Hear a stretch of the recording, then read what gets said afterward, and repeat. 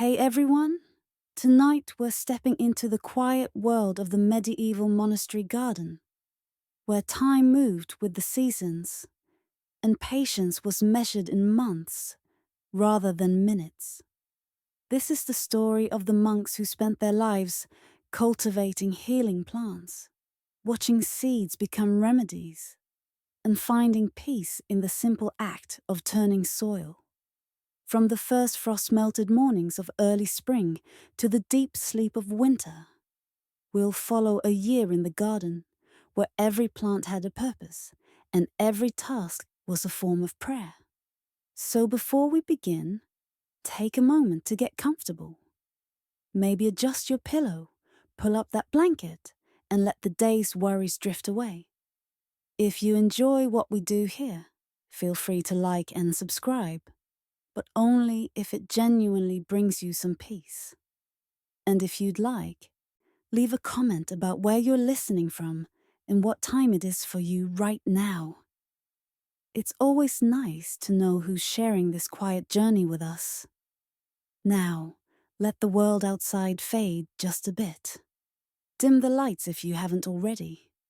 And let's ease into this gentle story of gardens, seasons, and the monks who tended them with hands weathered by soil and hearts steadied by routine. When you think of medieval monasteries, you might picture stone cloisters echoing with chanted prayers, or perhaps candlelit scriptoriums where monks bent over manuscripts until their backs ached. But there was another world within these walls, one that smelled of turned earth and growing things, where the work was just as sacred but entirely different in nature. The monastery garden was a place where silence took on a different quality, broken only by the rustle of leaves, the scrape of a hoe against soil, and occasionally the satisfied sigh of a monk straightening his back after an hour of weeding. These gardens weren't the ornamental affairs you might imagine when you think of formal gardens, with their perfectly trimmed hedges and decorative fountains. No, the medieval monastery garden was a working space, practical and purposeful, divided into careful sections that each served the community's needs. There was the herbularius, the physic garden, where medicinal plants grew in neat rows. The hortus, or vegetable garden, provided food for the refectory table. And sometimes, if space and resources allowed, there might be a small area for flowers used in church services, though this was considered something of a luxury.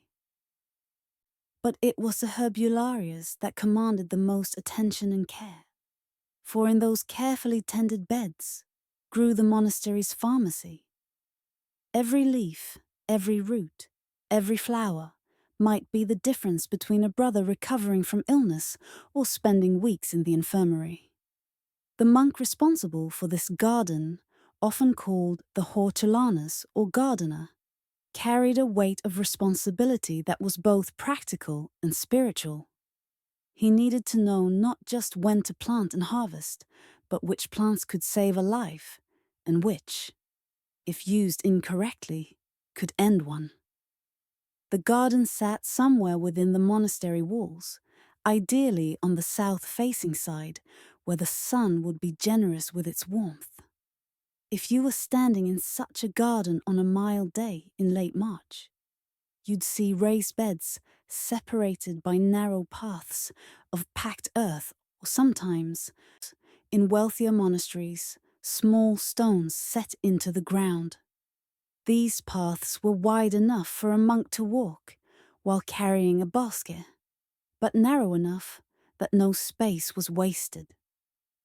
Every inch of earth that could grow something useful was put to that purpose. The beds themselves were raised about a foot above the pathways, their edges reinforced with woven willow branches or sometimes flat stones if the monastery had access to them. This elevation served several purposes. It kept the soil warmer in early spring, allowing for earlier planting. It provided better drainage, crucial for plants that despised having wet feet. And perhaps most importantly, for the monks who spent hours tending these beds, it meant less bending. Though make no mistake, there was still plenty of that. On the edges of the garden, you might find a low hedge of boxwood or even thorn bushes, serving as both a windbreak and a gentle reminder that this was a defined space, set apart. Sometimes there would be a simple well in one corner, its wooden bucket worn smooth by countless hands drawing water. Other monasteries diverted small streams to run alongside their gardens, creating a gentle trickling sound that became part of the garden's quiet music. In the center or along one wall, there might be a simple wooden shed, hardly more than a lean-to, really, where tools were kept. A few spades with wooden handles smoothed by decades of use. Hoes of different sizes for different tasks. Pruning knives kept religiously sharp, because a clean cut healed better than a ragged tear. Clay pots stacked in precarious towers. Bundles of dried herbs hanging from the rafters. Last year's harvest still giving off faint sense of summer. The monks who worked in these gardens developed a relationship with their plants that went beyond simple cultivation. They learned to read the subtle signs that city dwellers today might never notice. The way certain leaves would curl just before rain. How the bees would behave differently when a cold spell was coming. Which morning dew patterns suggested it was time to harvest particular herbs for maximum potency. But we're getting ahead of ourselves. Before we can harvest anything, we need to plant. And before we can plant, we need to understand what a medieval monastery garden faced at the very beginning of each growing year, when winter still held the land in its grip. But spring was starting to whisper its promises. So let's begin where the monks would begin, in those tentative days of late winter when the garden was still mostly mud and memory. But hope was starting to stir. Picture yourself in late February, maybe early March, depending on where this particular monastery sat on the map. The calendar said winter, but if you paid attention to the subtle shifts happening in the garden, you could sense that nature was thinking about changing its mind. The sun, when it appeared between grey clouds, sat just a bit higher in the sky than it had a month ago. The ice that formed overnight melted by mid-morning instead of lasting all day. And if you knelt down and brushed away the dead leaves from last autumn, you might find tiny green shoots pushing up through the coal soil, plants so eager to begin their year that they didn't wait for anyone's permission. This was the time when the hortulaners would start visiting the garden more frequently, walking the paths slowly, checking and rechecking beds that to an untrained eye looked like nothing but frozen earth and dead stalks from last year's plants. But he wasn't looking at what was visible above ground. He was thinking about what was happening beneath the surface, in that dark world of roots and seeds where the year's growth was already beginning, invisible but undeniable. The soil itself was still too cold and wet for most planting. If you tried to dig in it, your spade would come up with heavy clumps of mud that clung to the metal and refused to break apart. This was the worst kind of soil for planting, the kind that would suffocate seeds and rot roots before they had a chance to establish themselves. So the monks waited, which was something they were generally quite good at. Patience, after all, was woven into the fabric of monastic life as surely as prayer and silence. While waiting for the soil to wake up properly, there was still work to be done. Dead stalks from last year needed to be cleared away, cut close to the ground, and either burned for ash to enrich the soil or composted in the monastery's midden heap. This clearing was methodical work, the kind that let your mind wander while your hands stayed busy. The rhythmic snap of stems breaking, the rustle of dry leaves being gathered into woven baskets, the occasional discovery of a beetle or earthworm already active in the slowly warming earth. Perennial herbs that had survived the winter needed attention. Sage plants, their woody stems looking decidedly dead but still holding life in their centers, would be gently pruned. The monks would cut away the parts that had truly died back, making room for new growth that would emerge from the plant's heart. Thyme, which often stayed somewhat green even through winter in milder climates, might just need a light trimming to remove any frost-damaged bits. Lavender required a careful hand at this time of year.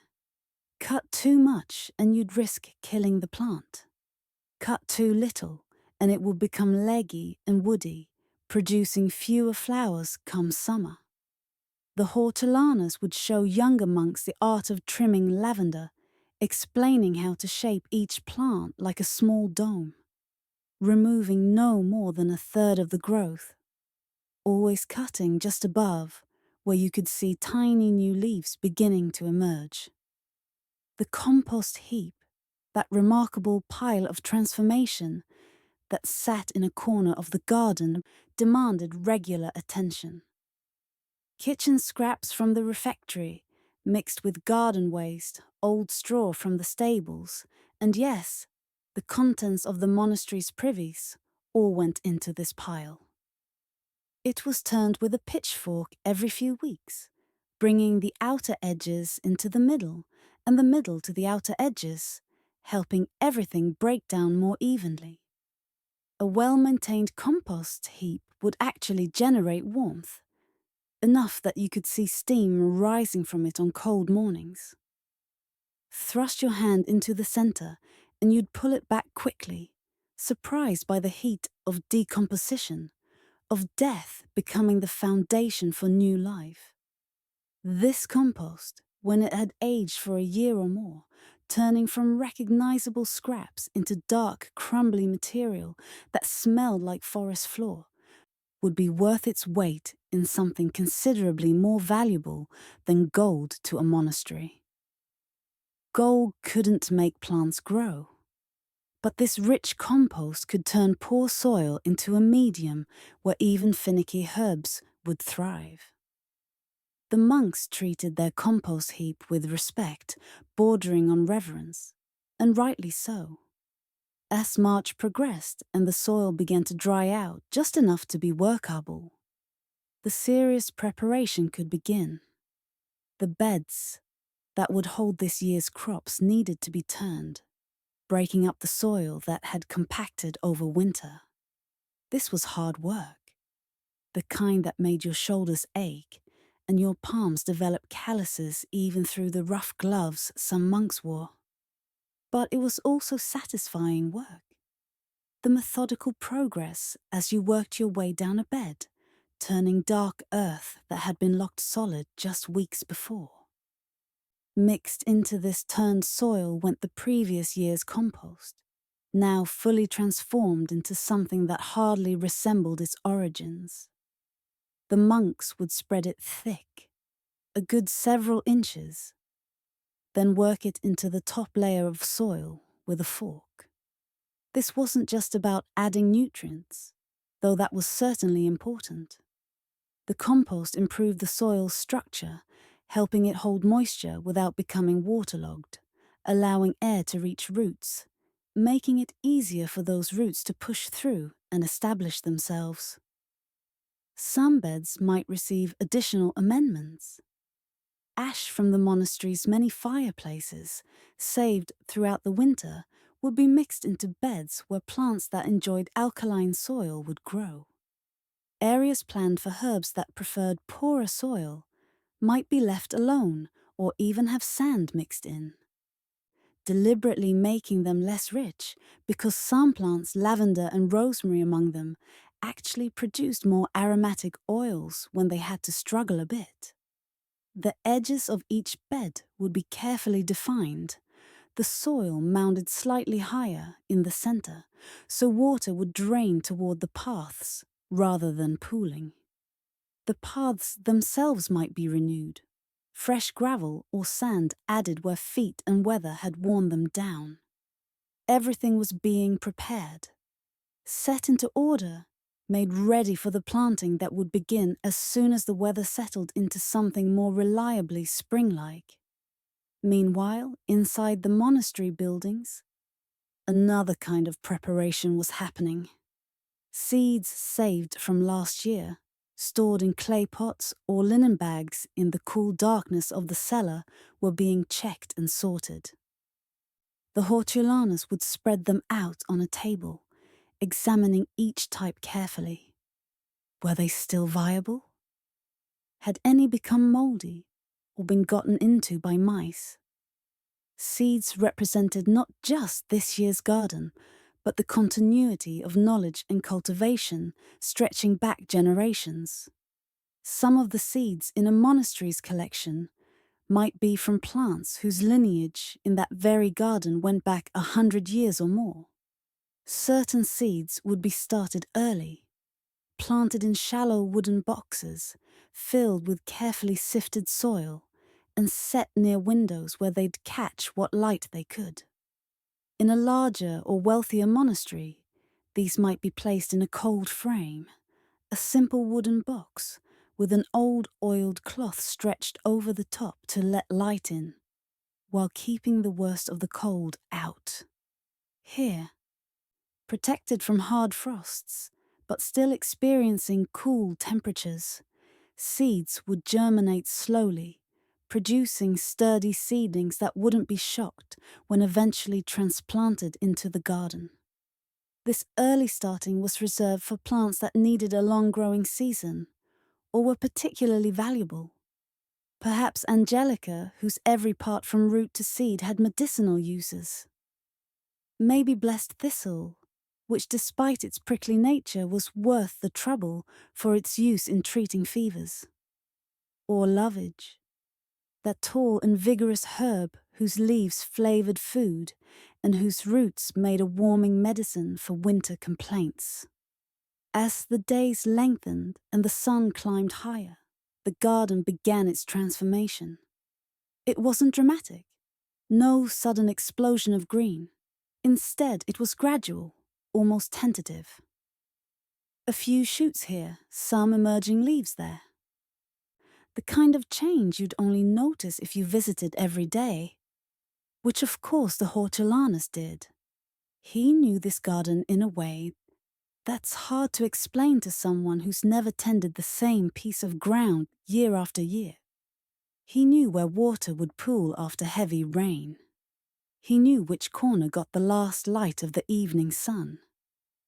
He knew that the northeast bed, for some reason no one had ever quite figured out, grew exceptional sage, but couldn't seem to support fennel to save anyone's life.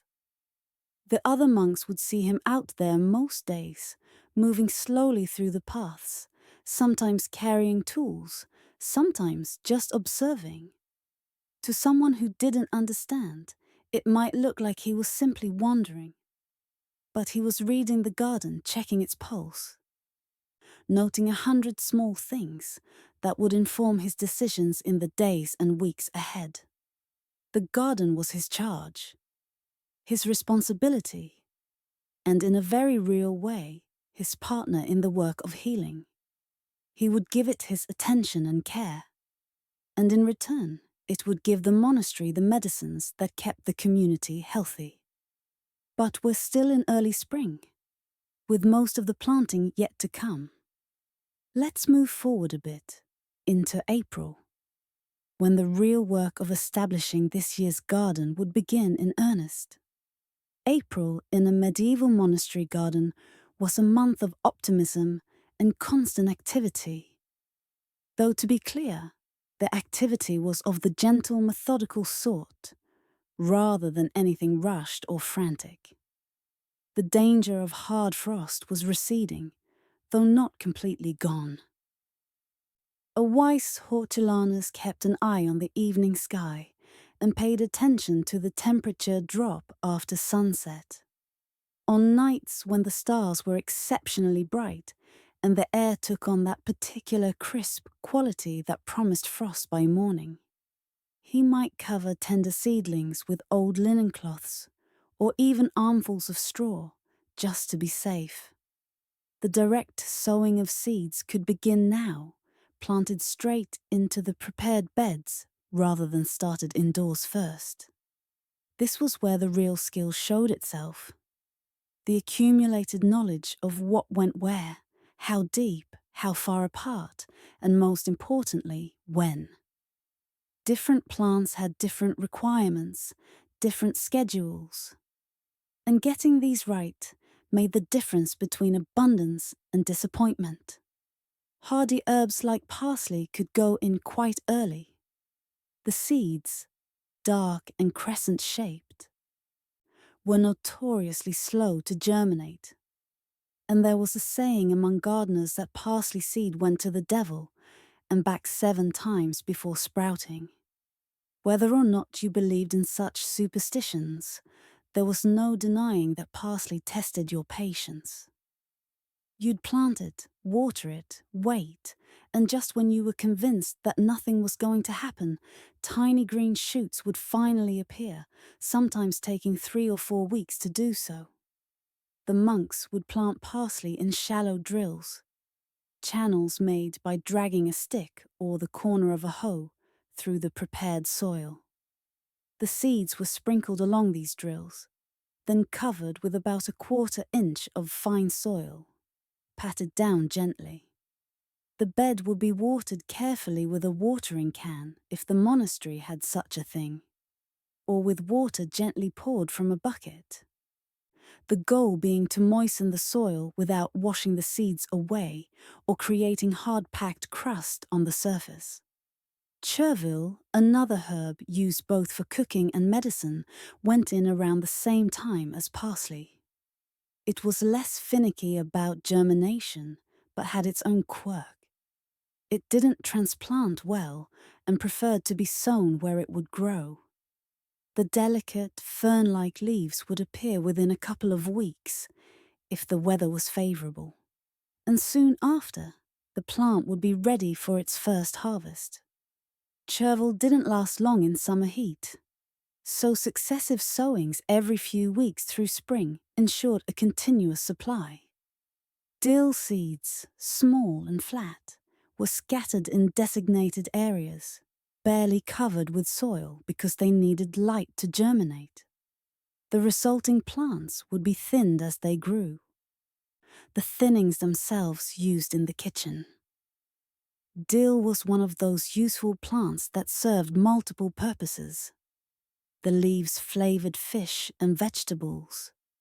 The seeds were used in medicines for digestive complaints.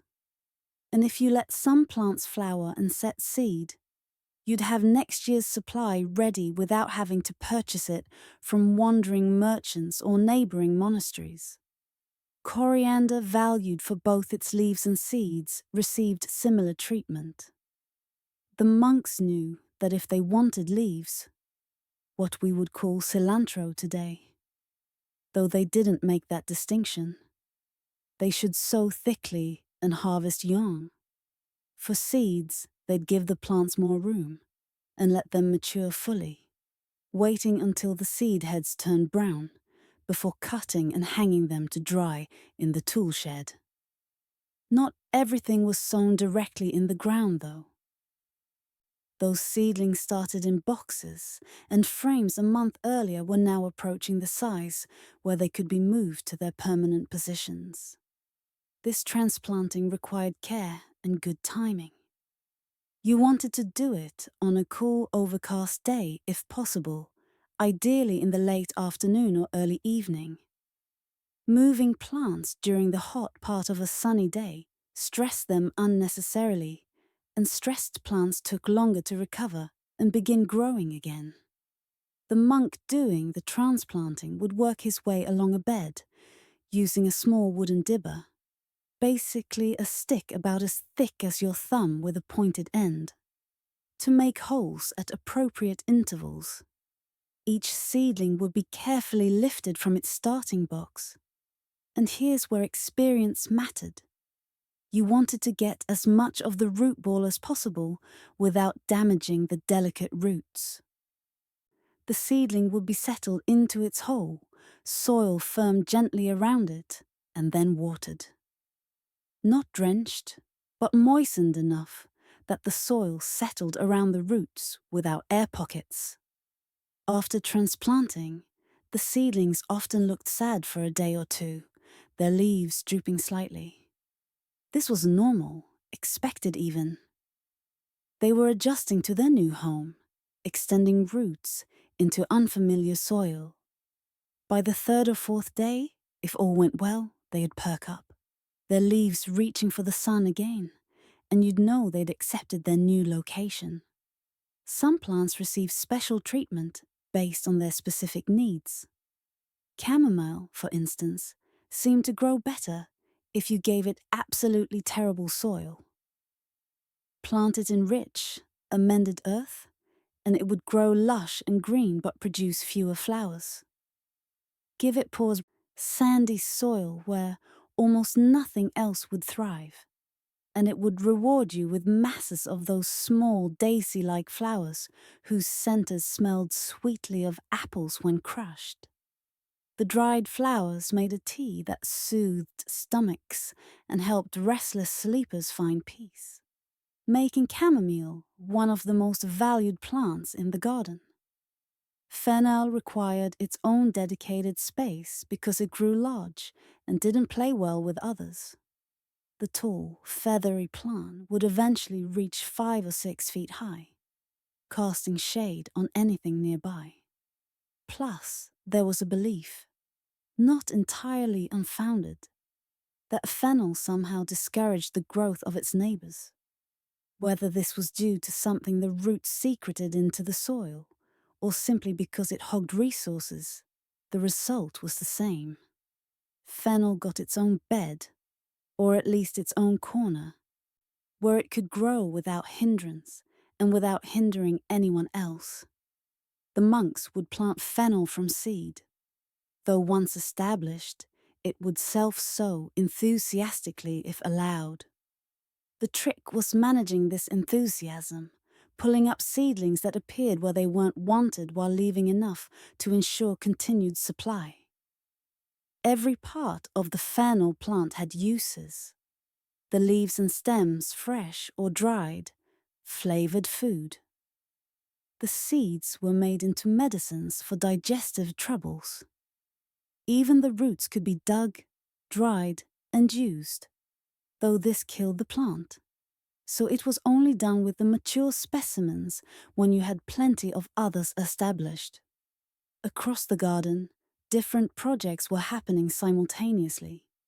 Over in one corner, a monk might be carefully dividing established clumps of perennial herbs. Plants like lemon balm, mint, and oregano grew in slowly expanding clumps, and every few years, these needed to be dug up, pulled apart, and replanted. This division kept the plants vigorous and also provided new plants that could be set in other areas of the garden or shared with daughter houses of the monastery. Dividing perennials was straightforward but required a bit of muscle. You'd dig up the entire clump, shake off excess soil, and then use your hands, or sometimes a knife, to separate it into smaller sections, making sure each piece had both roots and shoots. These divisions would be replanted immediately, watered well, and usually took off without complaint. It was a way of multiplying your plants without needing to start from seed. And for plants that were slow to grow from seed, or didn't come true from seed, it was essential. Meanwhile, the more established perennial beds were receiving their own care. The previous year's dead growth on plants like wormwood and southernwood would be cut back to allow new shoots room to emerge. These plants, which had been in the same spots for years or even decades, had developed substantial root systems. They needed little water once established, their deep roots finding moisture, even in dry spells. But they appreciated a top dressing of a compost in spring, worked carefully around their bases without disturbing the crown of the plant. Rosemary, that noble herb that symbolized remembrance and was used in everything from cooking to treating headaches, required a delicate touch in spring. It didn't like to have its roots disturbed once established, and in cold winters it might die back more than expected. The monks would wait until they could see where new growth was emerging from the woody stems, then prune away the dead parts just above this new growth. Cut too enthusiastically, and you'd remove this year's flowering shoots. Cut too timidly, and the plant would become an untidy sprawl of dead and living wood. Lavender received similar treatment, though it was more forgiving of pruning mistakes. The key with lavender was maintaining its shape, that domed form that would eventually be covered in spikes of purple flowers. These flowers would be harvested later in summer, dried and used to scent linens and make medicines for headaches and nervous conditions. But that was months away. For now, the plant just needed shaping and encouragement. As April progressed, the garden began to show real green. Not the pale, tentative green of early spring, but a more assertive color that spoke of genuine growth. The seedlings planted earlier in the month had established themselves. The direct sown seeds had germinated and were reaching toward the light. The perennials were sending up fresh shoots, and everything was growing with that particular vigor that spring plants possess, as if they're in a hurry to make up for all those dormant winter months. The hortulanus would walk through the garden each evening after vespers, checking on the day's progress. It was a quiet time, the sun lower in the sky, the air cooling, the garden settling into the gentler light. He'd pull a weed here, adjust the position of a stone there, maybe pause to simply observe a particular plant and consider its progress. These evening walks weren't about getting work done. They were about maintaining that relationship with the garden, keeping his finger on its pulse, noticing the small things that would inform tomorrow's decisions. The work of April was largely about establishment, about getting plants in the ground and growing. Come May, the focus would shift slightly toward maintenance and the beginning of the first harvests of the year. But we're not quite there yet. Let's stay in late April just a bit longer, because there's something happening that's worth paying attention to. Late April brought with it the unpredictability that made experienced gardeners cautious about declaring victory too soon. You might have several glorious days where the temperature climbed to genuinely warm levels and the sun shone benevolently on your emerging plants, encouraging you to think that yes, spring had truly arrived and settled in. And then, just when you relaxed, a cold front would sweep down from the north, bringing temperatures that dropped the garden into near frost conditions and reminding you that winter hadn't completely released its hold. This was when the hortulanus's vigilance really mattered. He'd learned to read the sky, to notice the quality of the evening air, to pay attention to how the birds behaved and what the clouds were doing. On evenings when frost threatened, he'd go out after compline, the last prayer service of the day, and cover vulnerable plants. The monastery might have old linen set aside for this purpose. worn too thin for other use, but perfect for draping over tender seedlings. These would be held down with stones at the corners to keep them from blowing away, creating little protective tents that would trap a surprising amount of warmth and shield plants from the worst of the cold. Come morning, if his instincts had been correct, and there was indeed frost on the ground, those covered plants would emerge unscathed, while anything left exposed might be blackened and wilted. It was a clear demonstration of the value of paying attention, of caring enough to take preventive action, rather than hoping for the best and accepting the consequences. But assuming the worst of the frost danger had passed, late April was when the garden truly began to fill in. Plants that had been small seedlings a couple of weeks earlier were now establishing themselves, their roots reaching deeper into the soil, their leaves multiplying. The garden was taking shape, becoming recognizable as a place where useful plants grew in ordered abundance, rather than a collection of bare beds with a few green specks scattered about. This was also when certain tasks became routine. Weeding, for instance, transformed from an occasional necessity into a regular practice. Weeds in a medieval monastery garden weren't seen as the enemy exactly. After all, many of them had their own uses. What we call weeds today often appeared in medieval herbals as medicines or pot herbs. But they did need to be controlled, kept from overwhelming the deliberately planted herbs, prevented from setting seed and creating future problems. The key to easy weeding, as any experienced gardener knew, was to do it when the weeds were still small and the soil was slightly moist but not soggy. Pull them when they were tiny, and they came up with barely any effort. Wait until they were well established, and you'd be wrestling with roots that had become entrenched, often breaking the weed off at ground level only to have it regrow from the remaining root. Better to spend a few minutes each day keeping on top of it than to face hours of difficult work later. The monks would move through the beds methodically, either pulling weeds by hand or using a small forked tool to loosen the soil around larger ones before extracting them. The weeds would go into a basket and then onto the compost pile, as long as they hadn't gone to seed yet.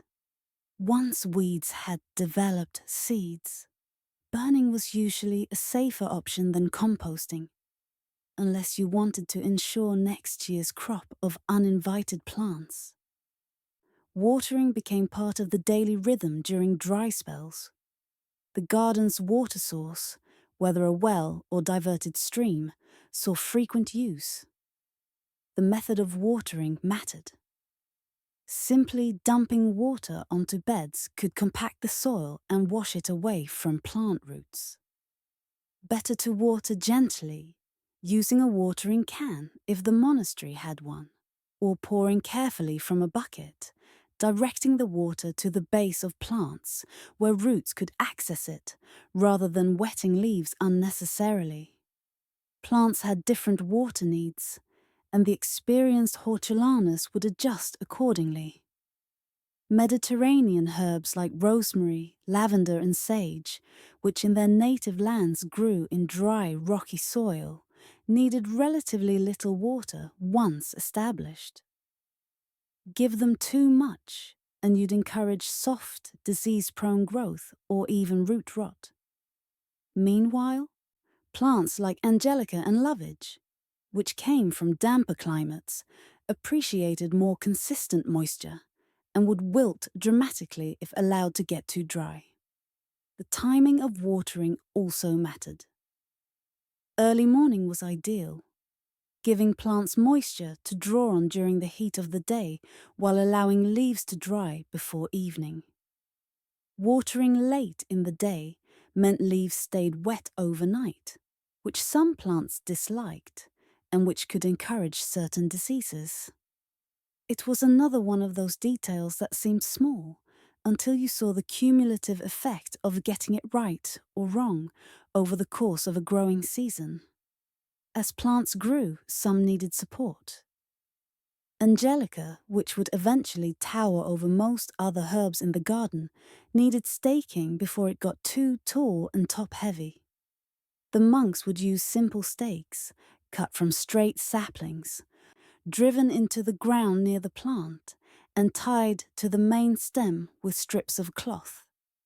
The tie needed to be loose enough that it didn't cut into the stem as it thickened, but secure enough to actually provide support.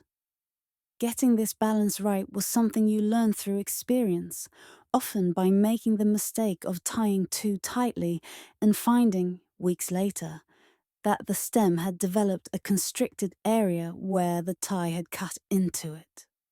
Other tall herbs like elecampane or Good King Henry received similar treatment.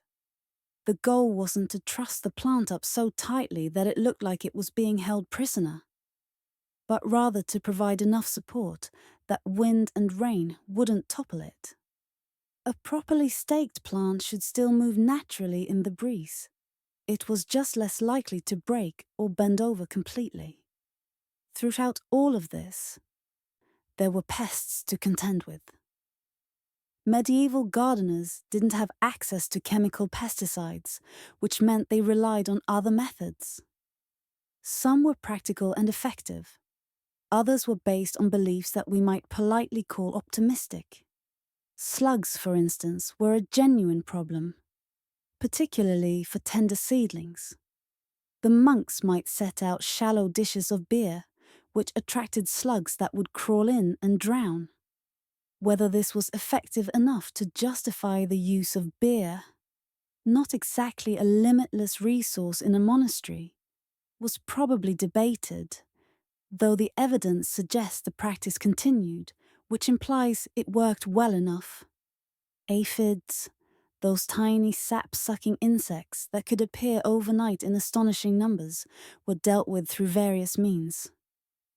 Sometimes simply spraying plants with water would dislodge many of them. Planting certain herbs near others was thought to discourage aphids, though whether this was due to some property of the repellent plant or simply because the garden was diverse enough that beneficial insects stuck around to eat the aphids, is a question we can't definitively answer. Birds were both allies and problems. They ate many insect pests, which was helpful, but they also pecked at certain seedlings and, later in the year, would help themselves to ripening seeds. Some monasteries used scarecrows, though these had limited effectiveness once birds realized the figure never moved. Others simply accepted a certain level of loss to birds as part of the cost of gardening and planned accordingly, planting a bit extra. Meanwhile, the beds that had been planted earliest were reaching the point where some harvesting could begin. This was modest at first. A few leaves of sorrel, with their pleasant sharp taste, might be snipped for the kitchen. Some early chervil could be cut for fresh use. But this early harvesting was limited, partly because the plants were still establishing themselves and needed most of their leaves to gather energy from the sun, and partly because the kitchen simply didn't need large quantities yet. However, this beginning of the harvest cycle was significant. It marked the transition from pure potential to actual production. The garden was starting to fulfill its purpose, to provide the monastery with fresh herbs for food and medicine. This would only increase as the season progressed, reaching a peak in late summer and early fall. But these first tiny harvests were like a down payment on the abundance to come. As April drew to a close, the hortulaners might take stock of how the year was progressing. Were the plants establishing well? Had the spacing been appropriate, or were some beds too crowded while others seemed sparse? What had germinated reliably, and what had been disappointing? Where were the bare patches that might need to be reseeded or filled with late transplants? All of these observations would inform not only this year's ongoing work, but also next year's planning. The garden was a living system, constantly changing, and the monk who tended it was both director and observer, making decisions based on accumulated knowledge, while remaining humble enough to know that nature would often have its own ideas about how things should proceed. The best he could do was work with the garden's inclinations rather than against them, guiding rather than forcing, and accepting that some things would always be beyond his control.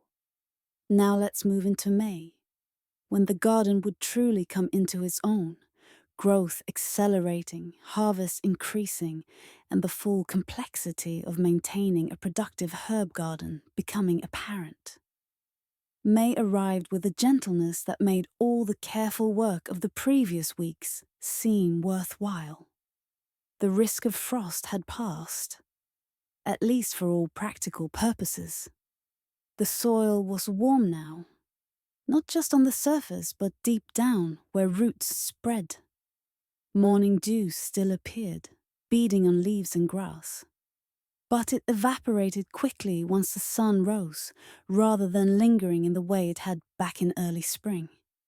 The garden had shifted from tentative spring into confident early summer, and everything was growing with an enthusiasm that was almost visible if you watched closely enough. Plants that had been small seedlings were now properly established, their root system secured in the soil, their leaves multiplying. The beds were filling in, the careful spacing from planting time now making sense as each plant expanded into the room it had been given. This was when you could see whether you had judged the spacing correctly, or whether some plants needed thinning because they'd been set too close together. Thinning was one of those tasks that felt wasteful but was necessary. When you planted seeds, you typically planted more than you'd ultimately want to keep. Insurance against poor germination or early losses. Once the seedlings were up and growing, you'd remove the weakest, almost crowded ones, giving the remaining plants room to develop fully. The thinned seedlings didn't have to go to waste. Many were perfectly edible at this young stage and could go to the kitchen. Others could be transplanted to fill gaps elsewhere in the garden, though some plants resented being moved and wouldn't survive the process. The first serious harvests of the season were beginning now. Chervil, planted in early April, was ready to cut, its lacy leaves perfect for the monastery kitchen. The technique for harvesting chervil and similar leafy herbs was straightforward but needed care. You'd use a sharp knife. A dull one would tear rather than cut, leaving ragged edges that were slow to heal and more prone to disease. Cut individual stems near the base, taking the larger outer leaves and leaving the small inner ones to continue growing. This way, you could harvest from the same plants multiple times over several weeks. Parsley, which had taken its sweet time germinating back in April, was finally at a size where you could start taking leaves. Like chervil, the method was to harvest outer leaves while leaving the center of the plant to produce new growth. Pick parsley properly, and a single plant would provide fresh leaves from May clear through to late autumn, and in mild climates, even into winter. The spring sowings of lettuce and other salad greens, if the monastery grew them in their vegetable garden, were reaching peak production. These needed to be harvested regularly now before they could bolt, sending up flower stalks and turning bitter. On hot days, lettuce could go from perfect to bolted, seemingly overnight, especially the more delicate varieties. But the herb garden was where the most interesting work was happening. Medicinal herbs require different handling than culinary ones. The time of harvest, the conditions, even which part of the plant you took, all mattered to the final potency of the medicine. Medieval herbalists, drawing on knowledge passed down through generations and ultimately traceable back to Greek and Roman sources, had specific ideas about when and how to harvest for maximum effect. Take St. John's wort, for instance. This plant, with its cheerful yellow flowers, was valued for treating wounds and melancholy. The flowers needed to be harvested on a dry day, ideally in the morning after the dew had dried, but before the heat of midday. Why? Because dew could dilute the plant's essential oils, and midday heat might cause some of the volatile compounds to evaporate. The flowers would be snipped off carefully, placed in a basket lined with cloth, and taken immediately to be processed. Processing fresh herbs couldn't wait. The clock started ticking as soon as you cut the plant, with delicate compounds beginning to change or degrade. St. John's wort flowers would be crushed and steeped in oil, usually olive oil if the monastery had access to it, sitting in a sunny spot for several weeks until the oil turned deep red. This infused oil would then be used throughout the year for treating wounds and skin conditions. Other herbs required drying, and this had its own set of requirements. You wanted rapid drying in a place with good air circulation but out of direct sunlight, which could bleach the herbs and reduce their potency. Many monasteries had a dedicated drying room, often in an attic or outbuilding where the air was warm but not hot, and racks or hooks allowed herbs to be spread out or hung in bundles. Leafy herbs like mint, lemon balm, and oregano were tied in loose bundles with the cut ends all facing the same direction, then hung upside down from hooks or lines strung across the drying room. The bundles couldn't be too thick or the inside leaves would mold before they dried. Getting the size right was something you learned through experience, usually by having at least one batch mold on you early in your career. Once fully dry, the leaves would be stripped from the stems and stored in pottery jars or cloth bags, labeled carefully because many dried herbs looked surprisingly similar once reduced to small brown or green fragments. Proper storage was crucial. Keep dried herbs in a damp place and they'd absorb moisture and mold. Keep them somewhere too warm and they'd lose their properties faster. A cool, dark, dry place was ideal, and most monasteries had cellars or pantries that fit these requirements. But May wasn't all about harvesting. The garden still needed all the maintenance tasks that had begun in April. Weeding continued, perhaps even more urgently now because weeds were growing with the same enthusiasm as the cultivated plants. Let the weeding slide for a week, and you'd find yourself facing a much bigger job when you finally got back to it. Watering demands increased as temperatures rose and the sun grew stronger. What had been adequate moisture a few weeks ago was now borderline dry. Plants that had been carefully establishing their roots were now using those roots to pull up significant amounts of water, especially on hot days. The hortulanas needed to balance providing enough water to keep plants healthy, with not providing so much that he encouraged shallow rooting or promoted fungal diseases. One technique that helped was mulching. A layer of organic material, straw, dried grass clippings, even well-aged compost, spread around plants helped retain soil moisture, reduce the need for watering, suppress weeds, and keep the soil cooler on hot days. The mulch would gradually break down, enriching the soil in the process. But usually, lasted most of the growing season. The trick was not to pile it right up against plant stems, which could trap moisture and encourage rot, but rather to leave a small clear space around the base of each plant.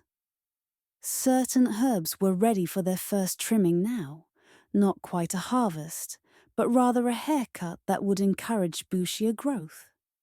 Basil, if the monastery grew it, and many did, though it was more commonly grown in southern European monasteries, needed its growing tips pinched out regularly.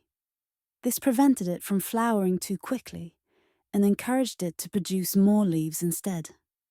Thyme and oregano benefited from a light shearing once they'd put on good growth in spring. You'd use shears to cut them back by about a third, which sounds drastic but actually stimulated them to branch out and become denser. These trimmings would be dried or used fresh in the kitchen, so nothing was wasted. The perennial beds needed attention too.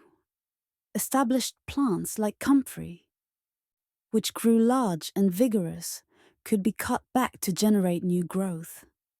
Comfrey was remarkable in that you could cut it several times a season and it would simply regrow, each time producing a fresh crop of leaves that were used externally as poultices for healing wounds and reducing inflammation.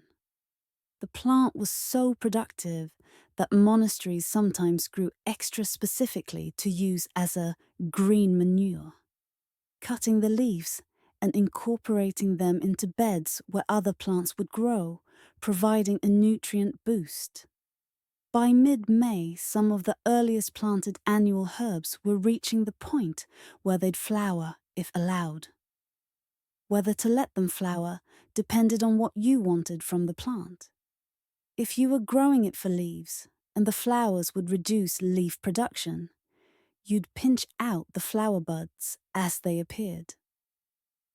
But if you wanted seeds for medicine or next year's planting, or if the flowers themselves were the useful part, you had let them develop.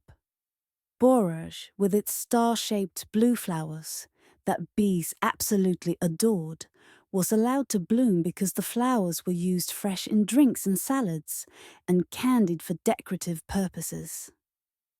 The plant was a prolific self-seeder, so allowing some to go to seed ensured future plants without the need for deliberate sowing. Feverfew, which produced masses of small daisy-like flowers, was another plant allowed to bloom because the flowers were part of its medicinal value, used for treating headaches. The name itself gives away its other use, treating fevers. Calendar making entered a different phase in May. The monastery's calendar, meticulously maintained by whoever was responsible for such things, would note not just saints, days, and liturgical events, but also gardening tasks. When certain herbs needed to be sown, when others should be harvested, when specific processing needed to happen, all of this was recorded, creating a guide that could be consulted year after year. These notes were valuable because while the general pattern of the seasons remained consistent, the specific timing varied from year to year. An early warm spring might mean certain tasks happen 2 weeks sooner than in a late cold spring. The calendar helped track these variations, building up a record that made planning easier. The Hortulanus might make his own notes too, perhaps in the margins of the monastery's herbal, that book that described each plant, its uses, and how to prepare medicines from it. Chamomile particularly abundant in the northeast bed this year. Sage suffered in the late April frost, recovered but delayed. Note: Angelica needs staking earlier. Wind damaged 2 plants before supports were in place. These observations would inform next year's work and be passed on to whoever eventually took over responsibility for the garden. As May progressed toward June, the garden was approaching its peak of spring abundance. Growth was vigorous. Harvests were regular. The careful work of spring was paying off in the form of healthy, productive plants. But the garden's demands weren't decreasing. If anything, they were intensifying. Summer would bring its own challenges: heat, drought, pests at their most active. And the hortulaners knew that maintaining the garden through the hottest months would require vigilance and considerable labor. But that's getting ahead of ourselves. Let's stay in late May a bit longer in that sweet spot where spring hasn't quite given way to summer, where the work is steady but manageable, where the garden is generous but not yet overwhelmed by heat, and where each day brings visible progress in the form of growing, thriving plants. Early June arrived with longer days and a sun that had climbed to its highest arc across the sky. Dawn came early now, well before the first prayer service of the day, and twilight lingered until well after compline. There was something about these extended days that made everything feel more spacious, as if time itself had stretched out to accommodate the increased demands of the growing season. The garden had transformed from a collection of individual plants into a cohesive whole. Beds filled with greenery, the careful spacing from planting time now fully justified, as each herb occupied its allotted space without crowding its neighbors. Walking through the paths between beds was like moving through a living pharmacy, each step releasing different scents into the air. The sharp clarity of sage, the sweetness of lemon balm, the complex aroma of angelica. This was peak growing season, when plants put on new growth with an almost reckless enthusiasm. The hortulanus' morning inspection would reveal changes that seemed too substantial to have happened overnight. And yet there they were. A plant that had been showing the first hints of flower buds yesterday now had fully formed buds, ready to open within a day or two. A section of bed that had looked modestly green in the evening would appear noticeably fuller by morning. But with all this growth came increased demands. Plants were drawing significant amounts of water and nutrients from the soil now. Beds that had been carefully enriched with compost back in spring were being depleted, though not catastrophically. Medieval gardeners didn't have the means to conduct soil tests or precisely calculate nutrient needs. But they didn't need such tools. They had observation and experience, which told them when plants were getting what they needed and when they weren't. A plant receiving adequate nutrition grew steadily, its leaves a healthy green, its stems sturdy. A plant struggling with deficiencies showed it in various ways depending on what was lacking. Pale yellow leaves, especially older ones, often indicated nitrogen deficiency. Purple tints, where there shouldn't be purple, suggested phosphorus issues. Brown leaf edges pointed toward potassium or water stress. The experienced gardener could read these signs and respond accordingly, perhaps with a top dressing of compost, perhaps with adjusted watering, perhaps by accepting that this particular plant simply wasn't going to thrive in this particular spot, no matter what you did. Early June was when many herbs reached their peak potency for harvesting, especially those where leaves were the desired part. The conventional wisdom, passed down through generations of herbalists, was that herbs should be harvested just before flowering, when the plant had put maximum energy into leaf production, but hadn't yet diverted resources into flowers and seeds.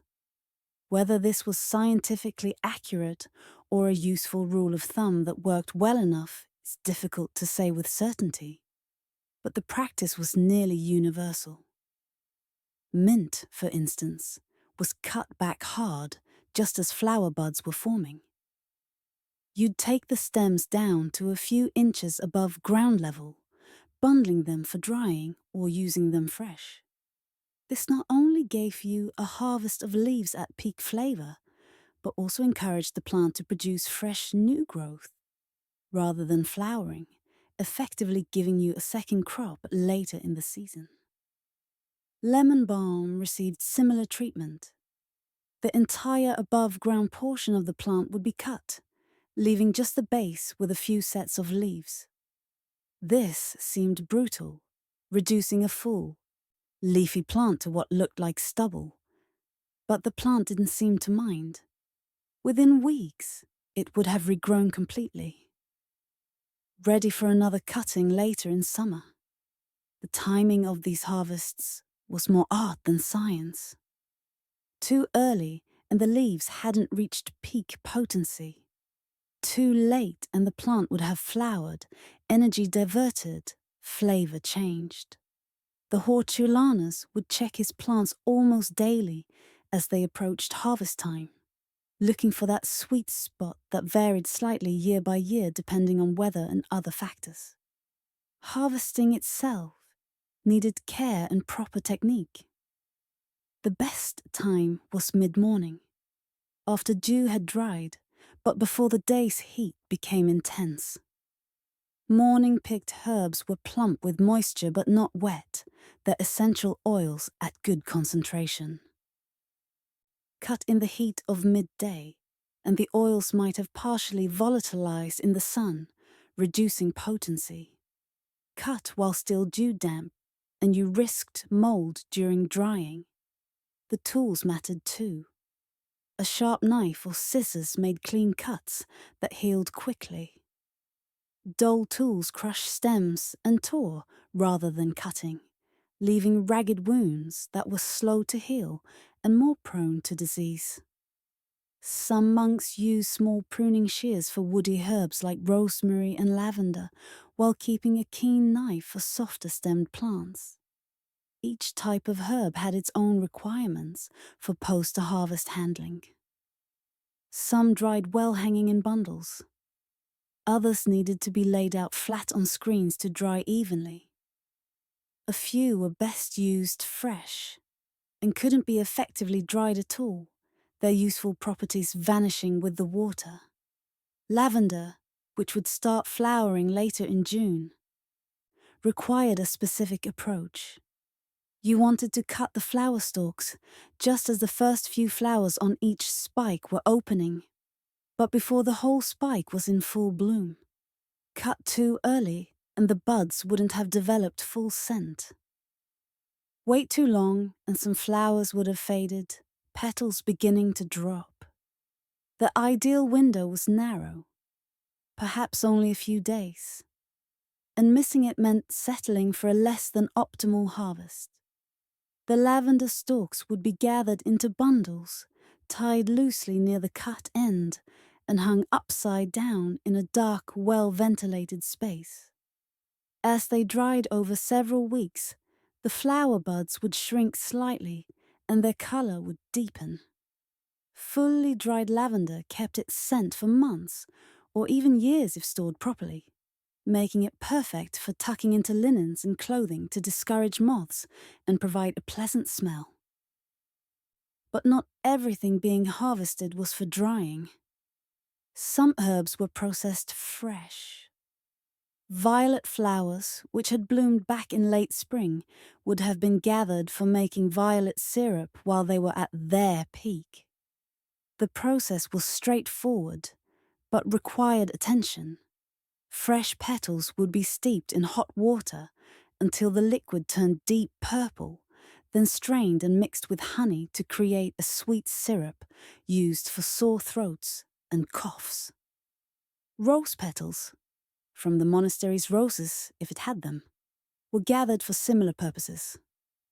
The timing was crucial. You wanted petals just fully open, but before they'd begun to fade. Early morning was best. when they were most fragrant. These might be dried for later use, or made into rose water by a process of careful steeping, or preserved in honey. Elderflowers, which appeared on elder trees in June, were another time-sensitive harvest. The creamy white flower clusters needed to be picked at peak bloom, ideally on a dry day when their scent was strongest. These would be used fresh to make elderflower cordial, or dried for winter use in teas for treating colds and flu. Throughout all this harvesting, the regular maintenance tasks continued. Weeding never stopped, though it became less urgent as the cultivated plants filled in and shaded out many potential weeds. Still, vigilance was needed. Let a few weeds go to seed, and you'd created work for yourself for years to come.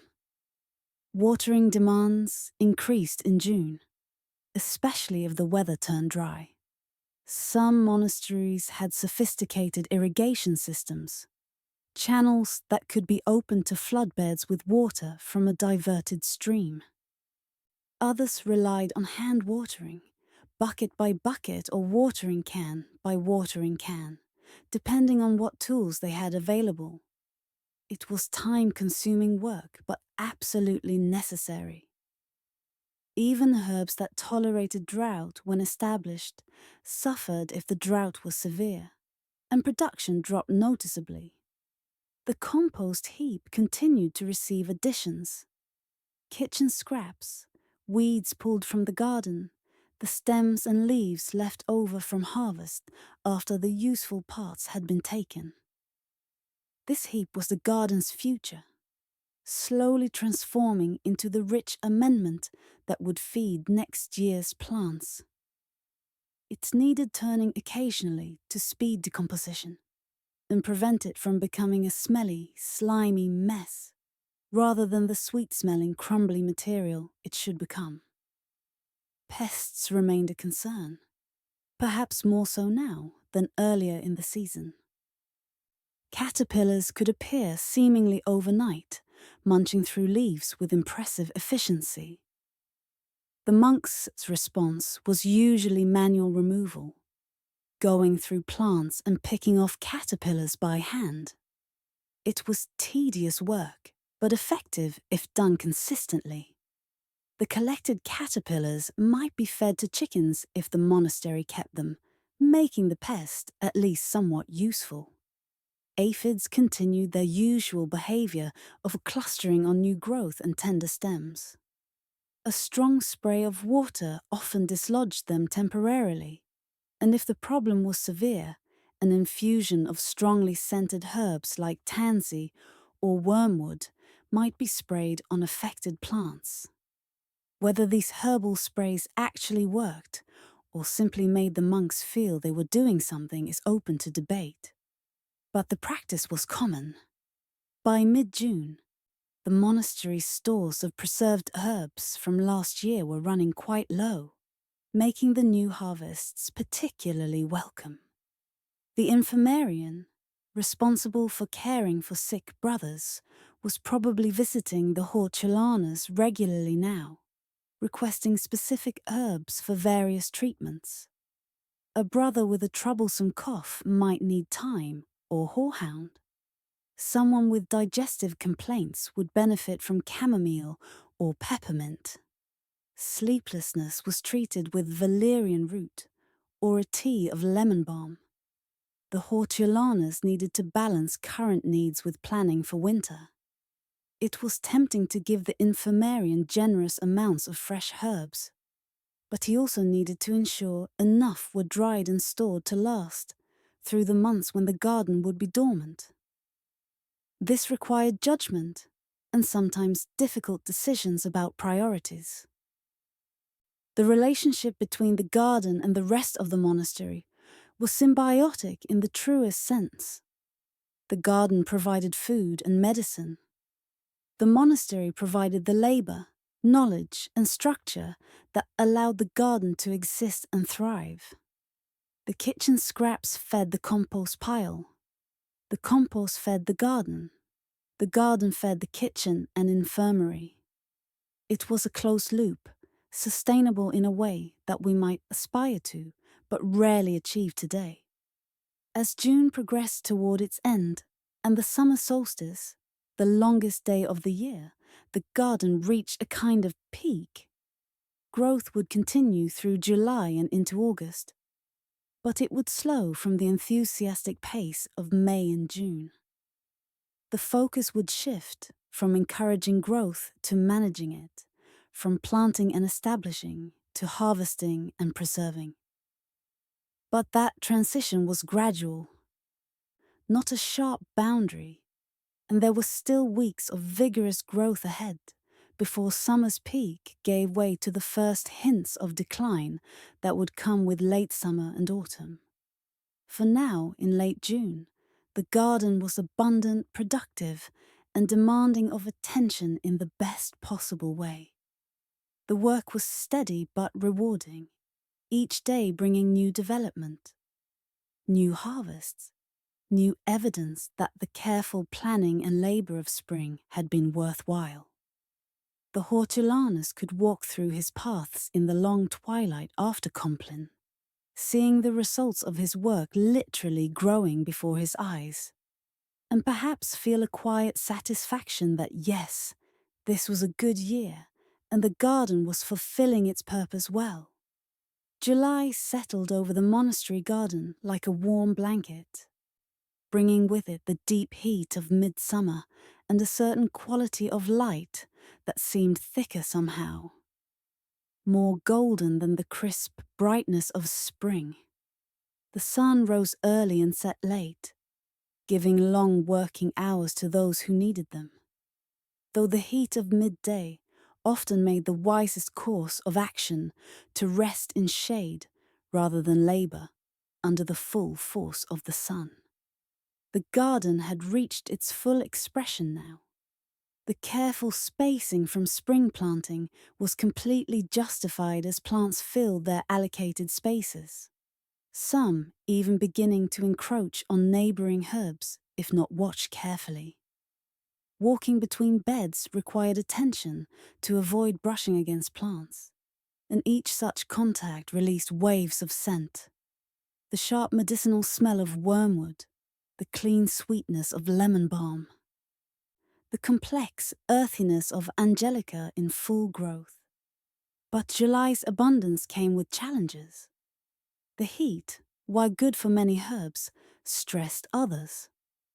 Mediterranean plants like rosemary and lavender thrived in the warmth, seeming to bask in temperatures that would have been dangerously hot a few centuries earlier before the medieval warm period. But other herbs, particularly those from cooler climates, struggled. Parsley would wilt dramatically on hot afternoons, though it usually recovered overnight. Chervil, which preferred cool conditions, would bolt enthusiastically, sending up flower stalks and turning bitter. Water became the limiting factor now.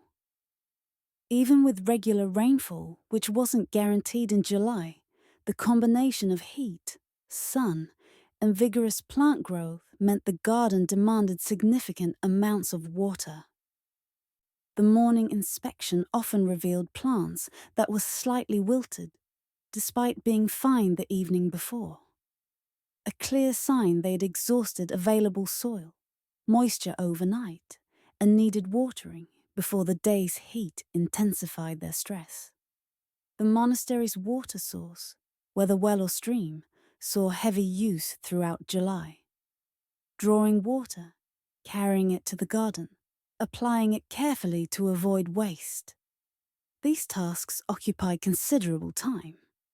In larger monasteries with more brothers, this might be shared work, perhaps assigned as a penance to brothers who needed some physical labor to balance excessive spiritual pride.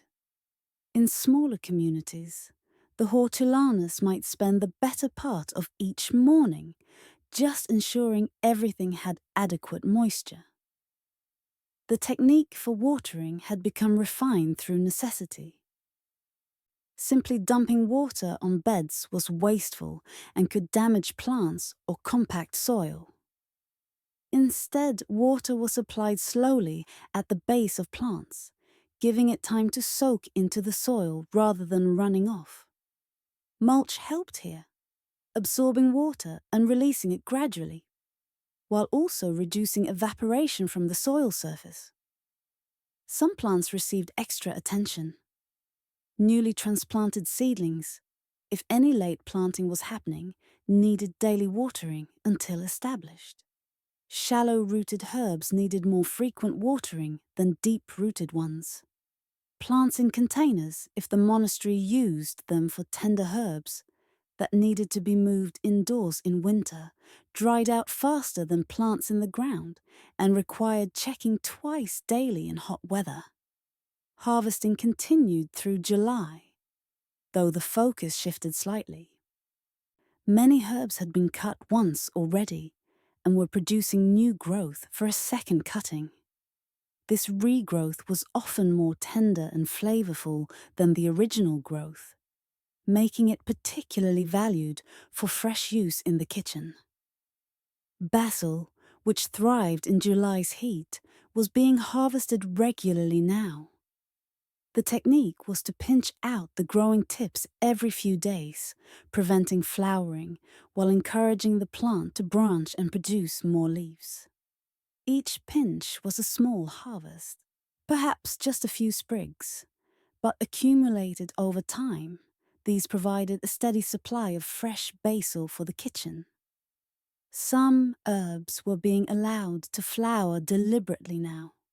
Those that had been grown specifically for seed were reaching this stage, their flowers giving way to developing seed heads that would mature over the coming weeks. Fennel produced large, flat umbels of yellow flowers that attracted beneficial insects while developing seeds that would be harvested in late summer. Coriander flowers were small and white, easily overlooked, but they transformed into round seeds that were a valued spice and medicine. Watching these seeds develop required patience and attention.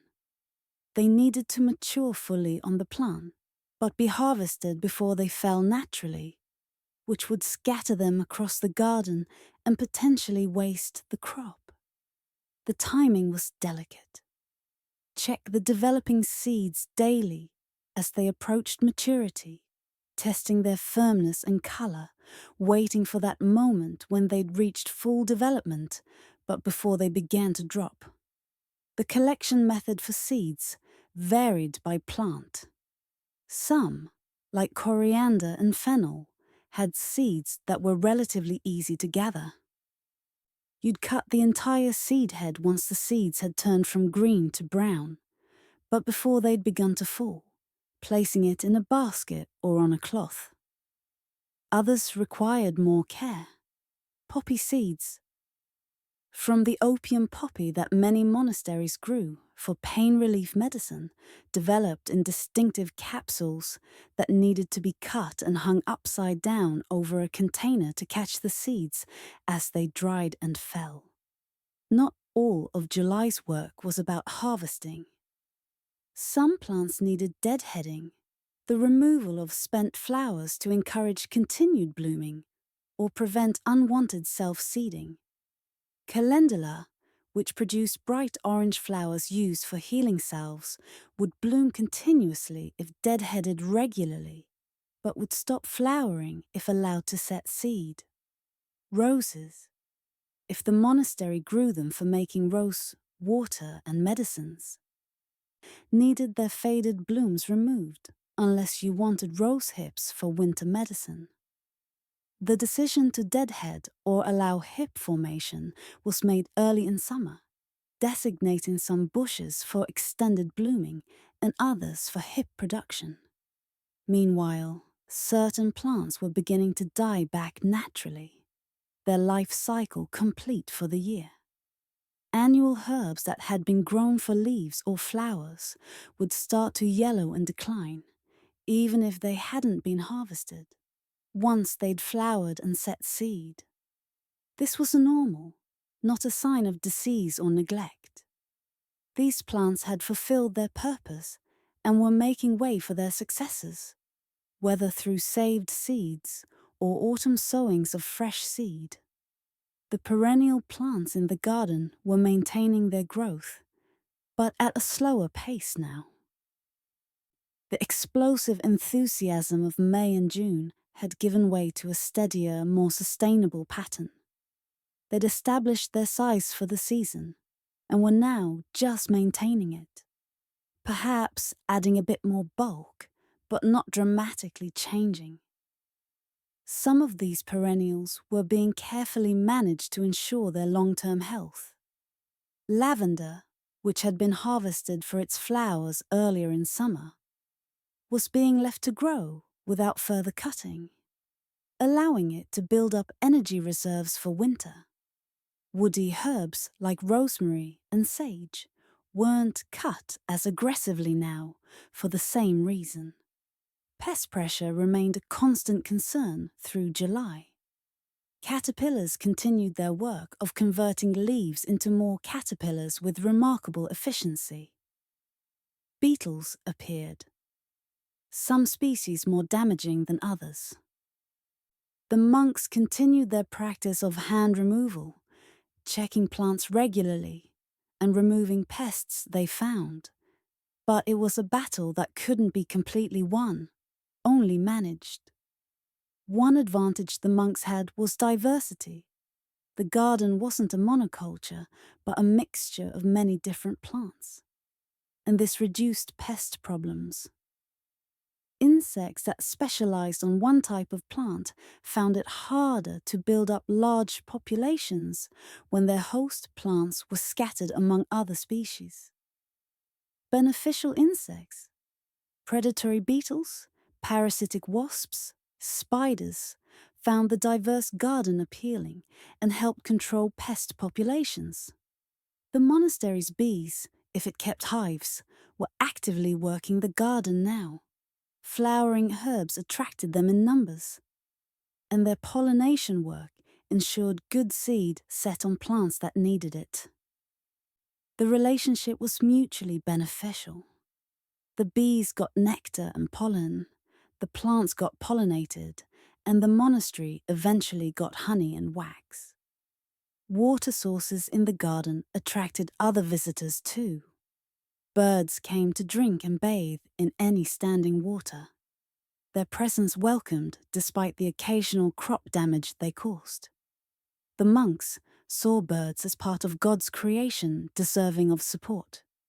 And besides, the birds ate many insects, making them net beneficial even if they did steal some seeds. By late July, the garden had settled into a kind of routine. The explosive growth of spring was over. The peak harvests of early summer were past. What remained was steady maintenance work. Watering, weeding, pest management, occasional harvesting, day after day after day. This could have been monotonous, but the monks, with their structured lives built around routine and repetition, were well suited to it. Each day might be similar to the previous one, but each day was also its own small challenge, requiring attention and response to changing conditions. The evening walks through the garden that the hortulaners took after Compline had a different character now than they'd had in spring. Then, everything had been about potential and growth. Now, it was about maintenance and preservation. The garden was established. The work was to keep it healthy and productive through the remainder of summer and into autumn. As July drew toward August, the days were noticeably shorter than they'd been at the summer solstice, though still long by any reasonable standard. The angle of the sun was changing, its path across the sky beginning that slow shift that would eventually lead to autumn. But summer was far from over. August would bring its own challenges and rewards. And then September, with the beginning of the autumn harvest and the work of preparing for winter. But that was still ahead. For now, the garden was a place of steady productivity, a green refuge where the work of growing healing plants continued in the peaceful rhythm that had characterized it all season. August arrived without fanfare, simply the continuation of summer's warm days and the increasing signs that the year was slowly beginning its turn towards autumn. The changes weren't dramatic. You wouldn't notice them day to day. But compare early August to early June, and the differences became apparent. The light was softer now, less harsh. The sun's arc was perceptibly lower. Morning dew persisted longer, and evenings brought cooler air that made you think about pulling on an extra layer after compline. In the garden, plants were showing their age, so to speak. The energetic growth of spring and early summer had given way to a more measured pace. Leaves that had been fresh and bright in June were now mature, slightly tougher, sometimes showing small damages from insects or weather. This wasn't decline exactly, but it was the difference between youth and middle age, if we can apply such terms to plants. Many herbs had been harvested at least once already, some twice, and were producing another flush of growth for a final cutting before summer's end. This growth was often the last chance to gather fresh material before plants either stopped growing entirely in autumn or dramatically slowed. The hortulanas knew this and planned his harvesting accordingly, taking what he needed now while leaving enough of each plant to sustain itself through the remainder of the season. The second cuttings of perennial herbs like mint and lemon balm were happening now, the plants having recovered from their earlier harvest and produced new stems. These late summer harvests often had a slightly different character than early summer ones. The flavor might be more intense, the leaves somewhat smaller, but more concentrated in their essential oils. Annual herbs that had been sown in succession through spring were reaching their peak at different times, ensuring a continuous supply. The last sowings of some plants, done back in late June or early July, were reaching harvestable size just as earlier plantings were declining. This staggered availability was intentional, the result of careful planning that spread the harvest across months, rather than having everything mature at once. Seeds that had been developing through July were ready for harvest now. Fennel seed heads had turned from green to brown, the seeds fully matured and beginning to drop if you disturbed the plant. The method for harvesting these was to cut the seed heads on a dry morning, place them in a basket or on a cloth, and bring them to the drying shed immediately. There, they'd be laid out on screens to finish drying, checked daily and turned to ensure even drying. Once completely dry, which might take several days to a week, the seeds would be separated from the seed heads through a process that was part threshing, part sifting. Rub the dried seed heads between your hands and the seeds would fall away, though some chaff and stems would come too. This mixture would be poured back and forth between containers, letting the breeze carry away the lighter chaff while the heavier seeds fell into the container. It was a process refined over centuries, simple but effective. Coriander seeds were handled similarly, though the timing was slightly different.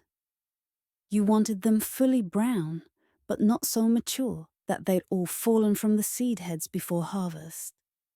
The window was narrow, requiring daily checking once the seeds started to change color. Poppy seeds, tiny and dark, needed their own careful handling. The seed capsules would be cut when they'd turned from green to brown and had begun to dry.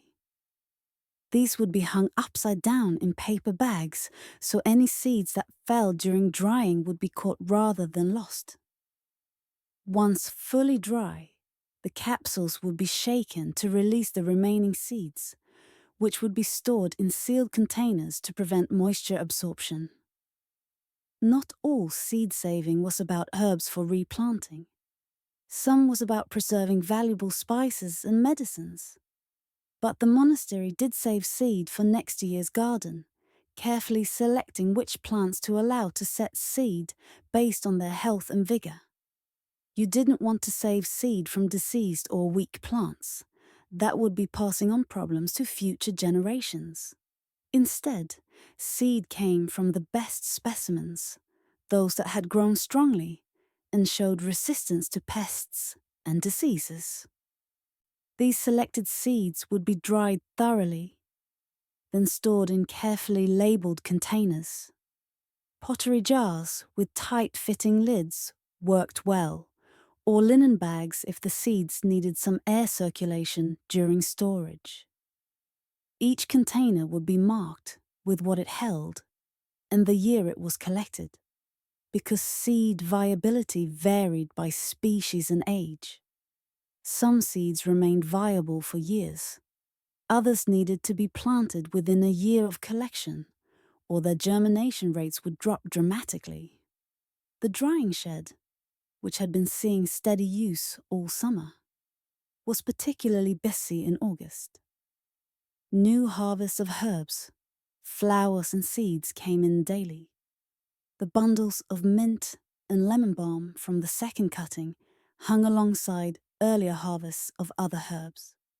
Seeds dried on screens. Some plants that had been dug for their roots, elecampane perhaps, or valerian, hung in bundles, their thick roots slowly drying for winter use. The organization of this space mattered enormously. Mix up your dried herbs and you might end up using the wrong thing for a medicine, which could range from ineffective to dangerous depending on what got mixed up. Everything needed clear labeling, and the dried materials needed to be monitored for any signs of mold or pest infestation during storage. Meanwhile, the living garden still demanded attention. Watering needs remained high, though occasional August thunderstorms sometimes provided dramatic relief. These summer storms were different from spring rains. They came suddenly, with intensity, dropping significant amounts of water in short periods before moving on. While welcome for the moisture, they could also damage plants with heavy rain and strong winds, knocking over unsupported stems or battering delicate flowers. After such storms, there was cleanup work to be done. Stems that had been broken needed trimming back to healthy growth. Plants that had been knocked over might need staking if they hadn't been supported before. Paths might need repairing where water had carved channels or washed away gravel. But overall, the storms were beneficial, recharging soil moisture and reducing the burden of watering for at least a few days. The compost pile continued to receive additions, now including not just kitchen scraps and weeds, but also the stems and leaves left over from herb processing. Mint stems stripped of their leaves. Fennel stalks after seed heads had been removed. The various bits and pieces that resulted from turning fresh herbs into dried medicines. All of this went onto the pile to become next year's soil amendment. August was also when thoughts began turning toward autumn and winter. Not in a worried way, but in a practical planning sense. What needed to be harvested before frost? Which beds should be cleared and replanted with autumn crops? What repairs to garden structures should be done while the weather was still favourable? The hortulanas might walk through the garden with these questions in mind, mentally noting tasks that would need doing in the weeks ahead. Some plants grown specifically for autumn harvest were reaching important stages in their development. Root crops, if the monastery grew them in the vegetable garden portion, were bulking up underground. You couldn't see the progress, but you knew it was happening. And come autumn, there would be parsnips and carrots and turnips to dig and store for winter. Perennial herbs that would be dug for their roots needed to be identified and marked. You didn't dig roots until after the plants had died back in autumn, when their energy had moved from leaves back down into underground parts. But planning which plants to dig happened now, making sure you weren't going to harvest your best specimens, but rather taking older plants that could stand to be replaced, or divisions from plants that had grown large enough to spare some roots. The garden birds were different now than they'd been in spring. Many of the summer migrants had finished their breeding and were either preparing to leave or had already gone. The birds present now were residents or passage migrants stopping briefly. Their behavior was different too. Less singing, more focused on feeding to build up reserves for winter or migration. Insect life was changing as well. The caterpillars that had been such a constant presence earlier in summer were mostly gone now, either having completed their transformation into butterflies and moths, or fallen victim to birds or parasitic wasps. Different insects took their place, species whose life cycles timed their peak activity for late summer rather than June or July. The monastery's bees were working differently now too. The intense nectar flow of early summer had slowed. They were still visiting the garden's flowers, but with less urgency, their colonies having reached their peak size and now beginning the slow process of preparing for winter.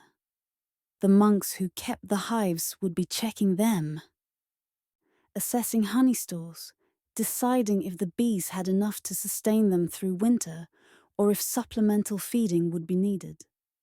As August moved into its final week, there was a sense of transition in the garden.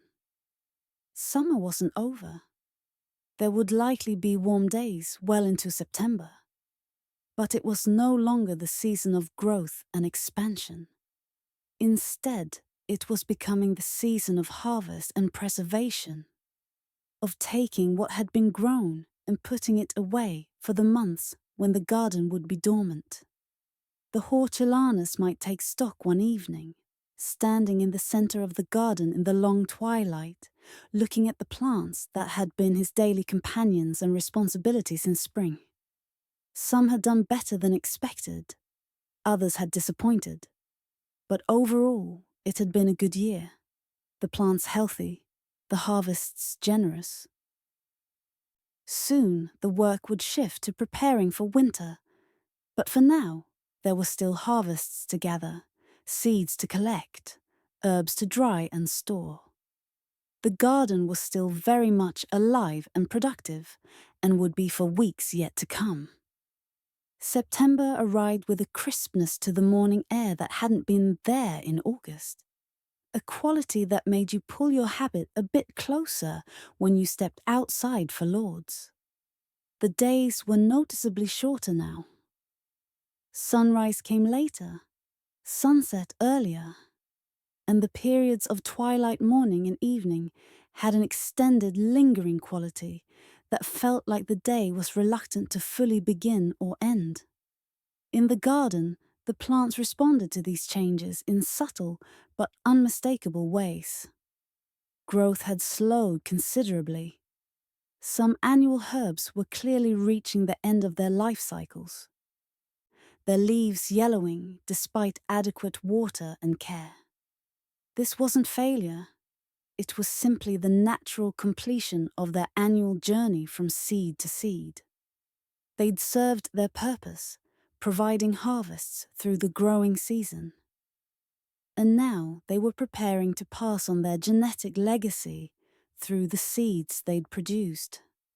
The perennials were handling the seasonal transition differently. They would survive winter, returning next spring, but they too were responding to the shorter days and cooler temperatures. Their growth was minimal now, their energy beginning the slow process of moving from above ground parts down into roots, preparing for dormancy. Harvest activity shifted in character through September. Early in the month, there were still final cuttings of some herbs, last chances to gather material before plants stopped producing new growth entirely. These late harvests required judgment.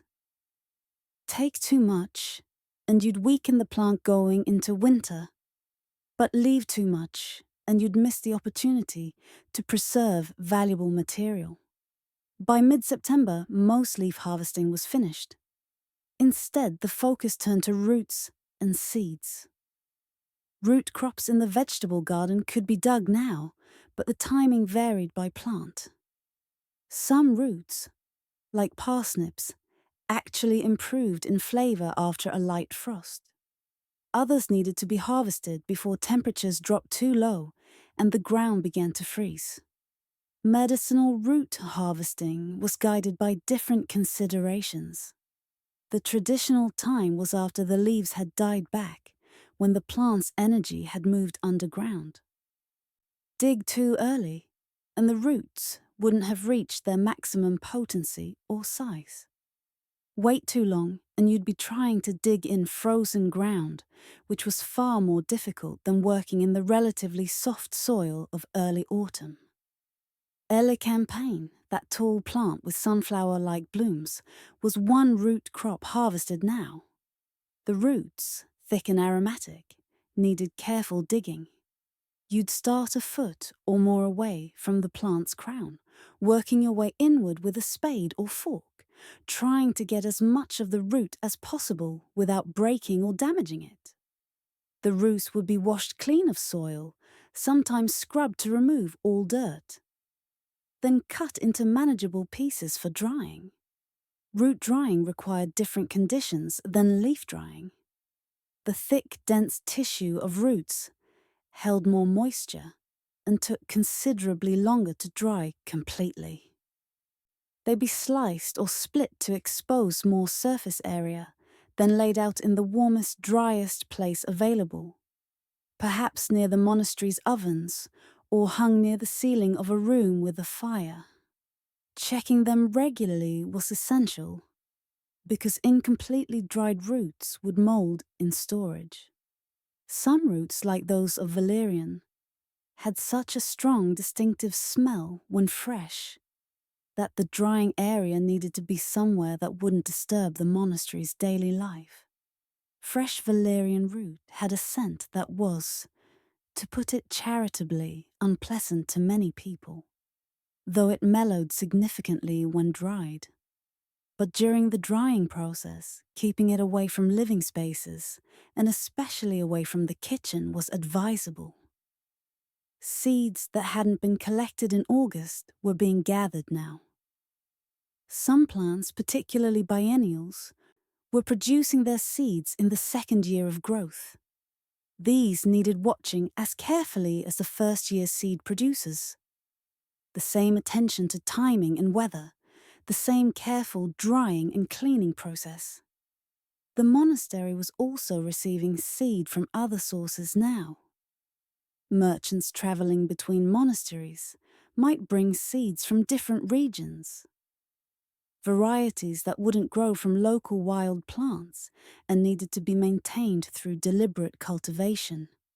Seeds might be exchanged with neighboring monasteries, each sharing varieties that did particularly well for them. This exchange of seeds helped maintain diversity and resilience in monastery gardens across the region.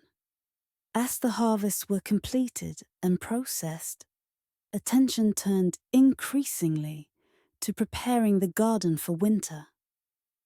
Annual plants that had finished their cycle were being pulled up and added to the compost pile. Beds were being cleared of spent plants, the soil raked smooth, marked for what would be planted there next spring. Some autumn planting was happening too. Garlic cloves went into the ground now for next year's harvest. Certain perennial herbs could be divided and replanted in autumn, giving them time to establish before winter. Trees and shrubs, if the monastery grew any for medicinal bark or berries, were best transplanted in autumn while they were dormant. But the soil was still warm enough for new root growth. The perennial herbs remaining in the garden needed preparation for winter too, though how much depended on the climate. In milder regions, many perennial herbs simply continued growing slowly through winter. Perhaps with a protective mulch around their bases. In colder climates, more substantial protection might be needed. Tender perennials like rosemary might need to be moved to a protected location or covered during the worst weather. Lavender, while quite cold-hardy once established, benefited from some attention. Any diseased or damaged wood would be pruned away, leaving healthy stems to face winter. The plants might be mounded with soil or sand around their bases, providing some protection to the crown where new growth would emerge in spring. Garden structures needed attention too. Raised bed edges, whether woven willow or stacked stone, might need repairs where they degraded over the season. The tool shed needed organization, tools cleaned and oiled before being stored for winter. Clay pots needed checking for cracks, stacked carefully where they wouldn't freeze and shatter. The compost pile received particularly heavy additions in autumn as beds were cleared and plant material removed. All of this would break down over winter, aided by fall rains and the extended period of moderate temperature before deep cold set in. By spring, it would be ready to incorporate into beds, continuing the cycle that fed the garden year after year. Paths between beds were inspected and maintained. Gravel or sand might be added where it had washed away. Drainage channels needed to be clear so winter rains wouldn't pool in beds and waterlog roots. These unglamorous tasks weren't about immediate production, but about maintaining the garden's infrastructure so it would be ready when spring came. As September drew toward October, the garden increasingly took on a quieter character. The constant activity of summer had faded. There were fewer birds, fewer insects, fewer flowers. Some plants were clearly dying back, their leaves brown and withered. But this wasn't sadness or failure.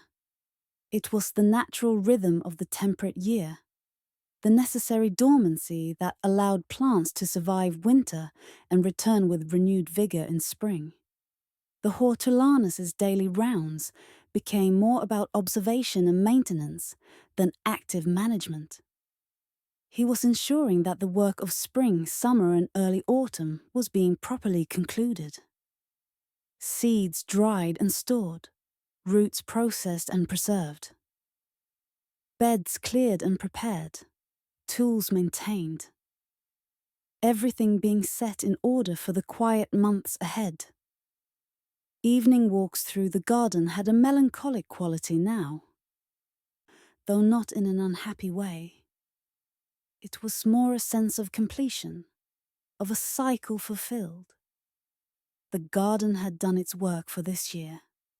The monastery had received abundant harvests of healing plants. Soon winter would come with its dormancy and rest, and then eventually spring would return and the entire cycle would begin again.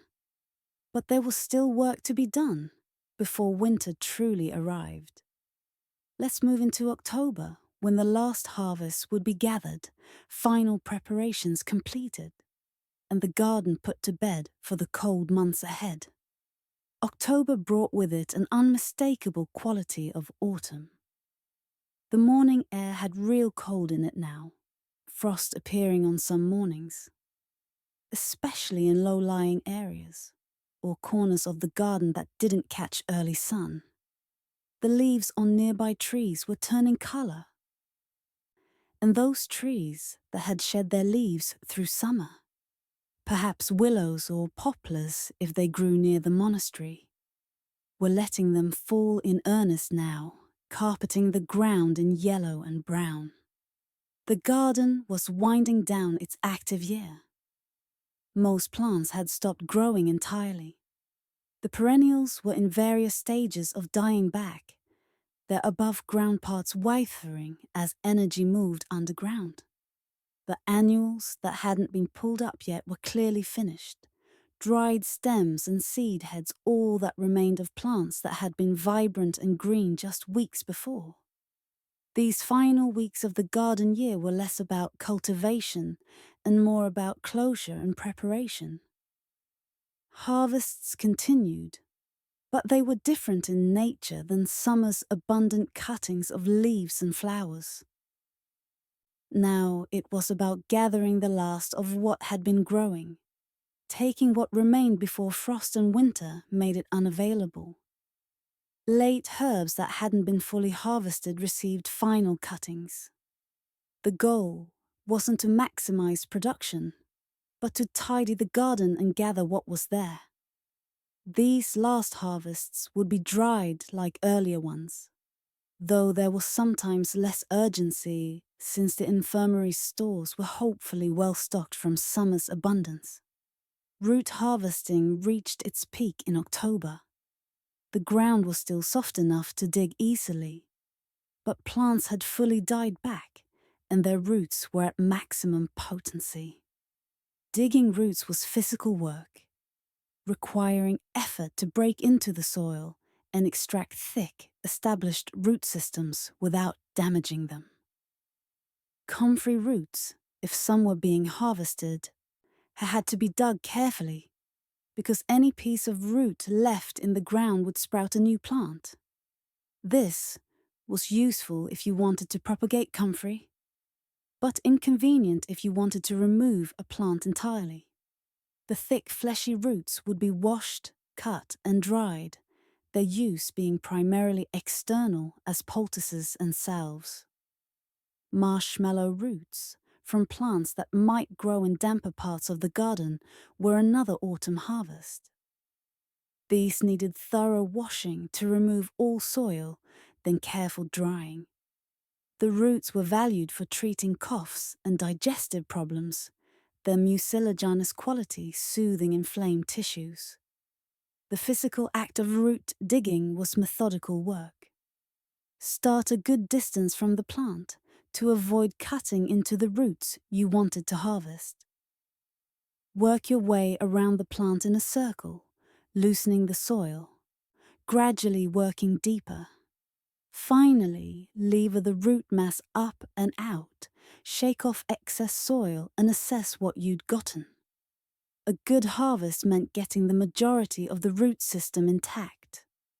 A poor one meant a lot of broken pieces and roots left in the ground. Bulbs and bulbous roots required similar care. Saffron crocuses, if the monastery grew them in a sunny, well-drained bed, had their corms dug now, divided and replanted with better spacing. Some monasteries cultivated saffron, despite the enormous labor required to harvest the tiny red stigmas from each flower, because saffron was both a valuable medicine and a prestigious spice. As beds were cleared of their plants, whether annual or perennial roots being harvested, they were raked clean and often amended with fresh compost from the pile that had been aging since last year.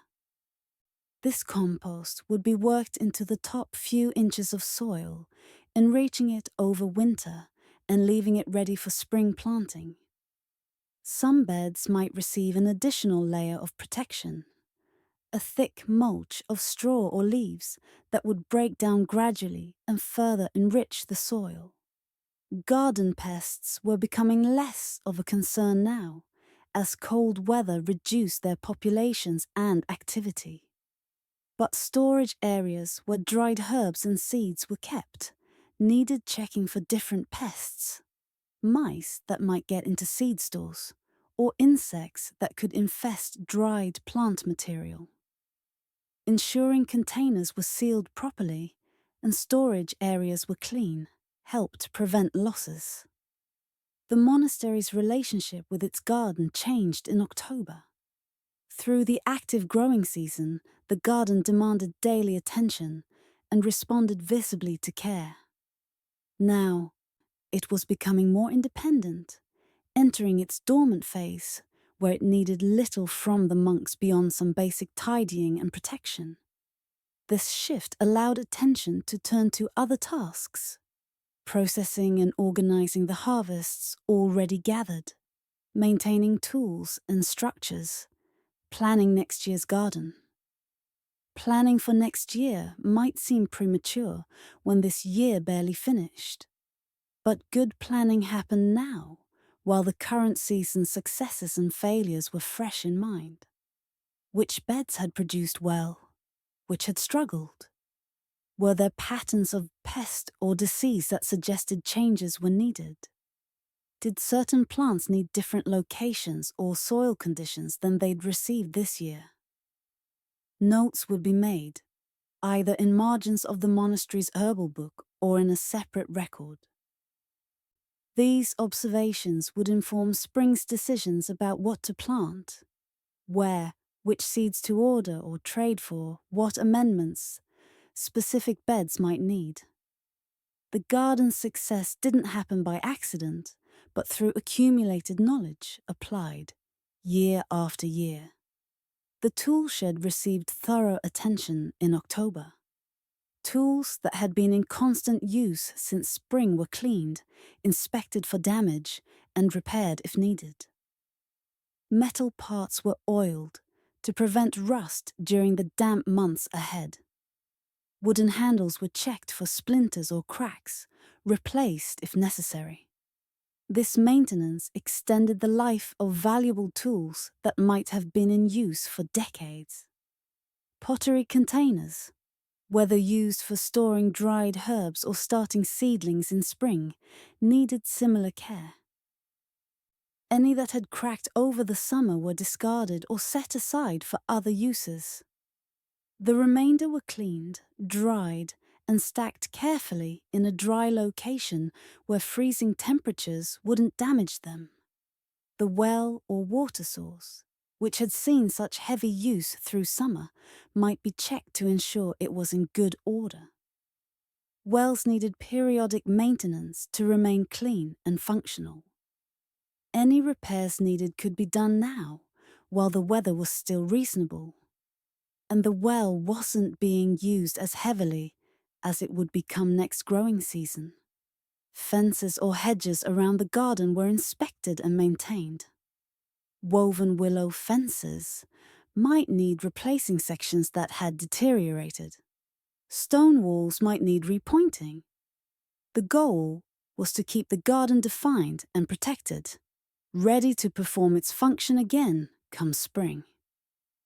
As October progressed toward its end, the garden took on an increasingly dormant appearance. Brown and withered plants, bare beds covered in mulch or compost, empty paths. The vibrant, productive space of summer had transformed into something quieter, resting.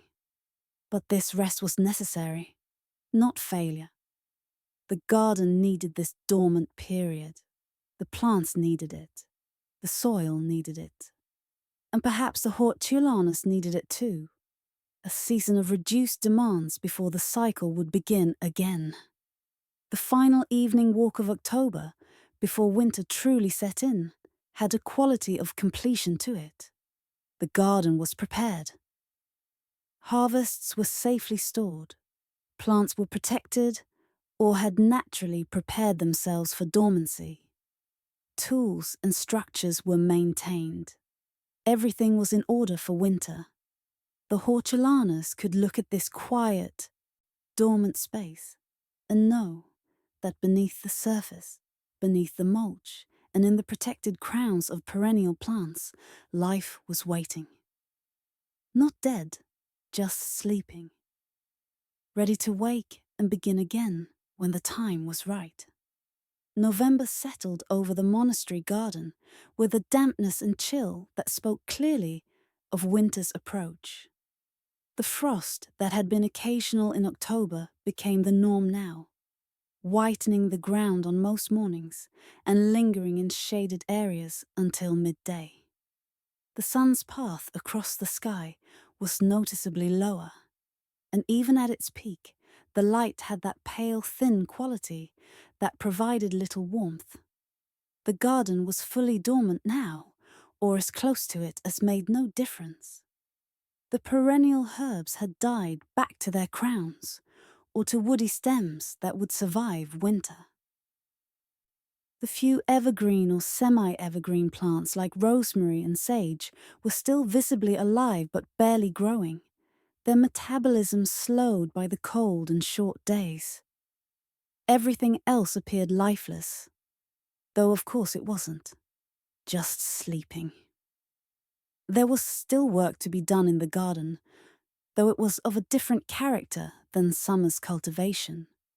Much of it was about maintenance and protection, ensuring that what had been established would survive to grow again.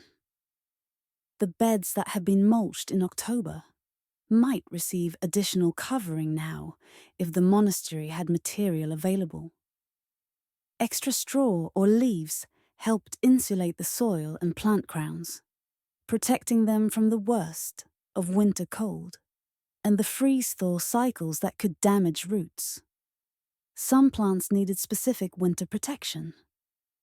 Tender perennials, like certain varieties of sage or artemisia, might be covered with cloches, simple protective structures made from whatever was available.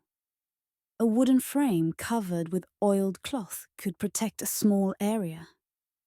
Large pottery containers could be upended over individual plants.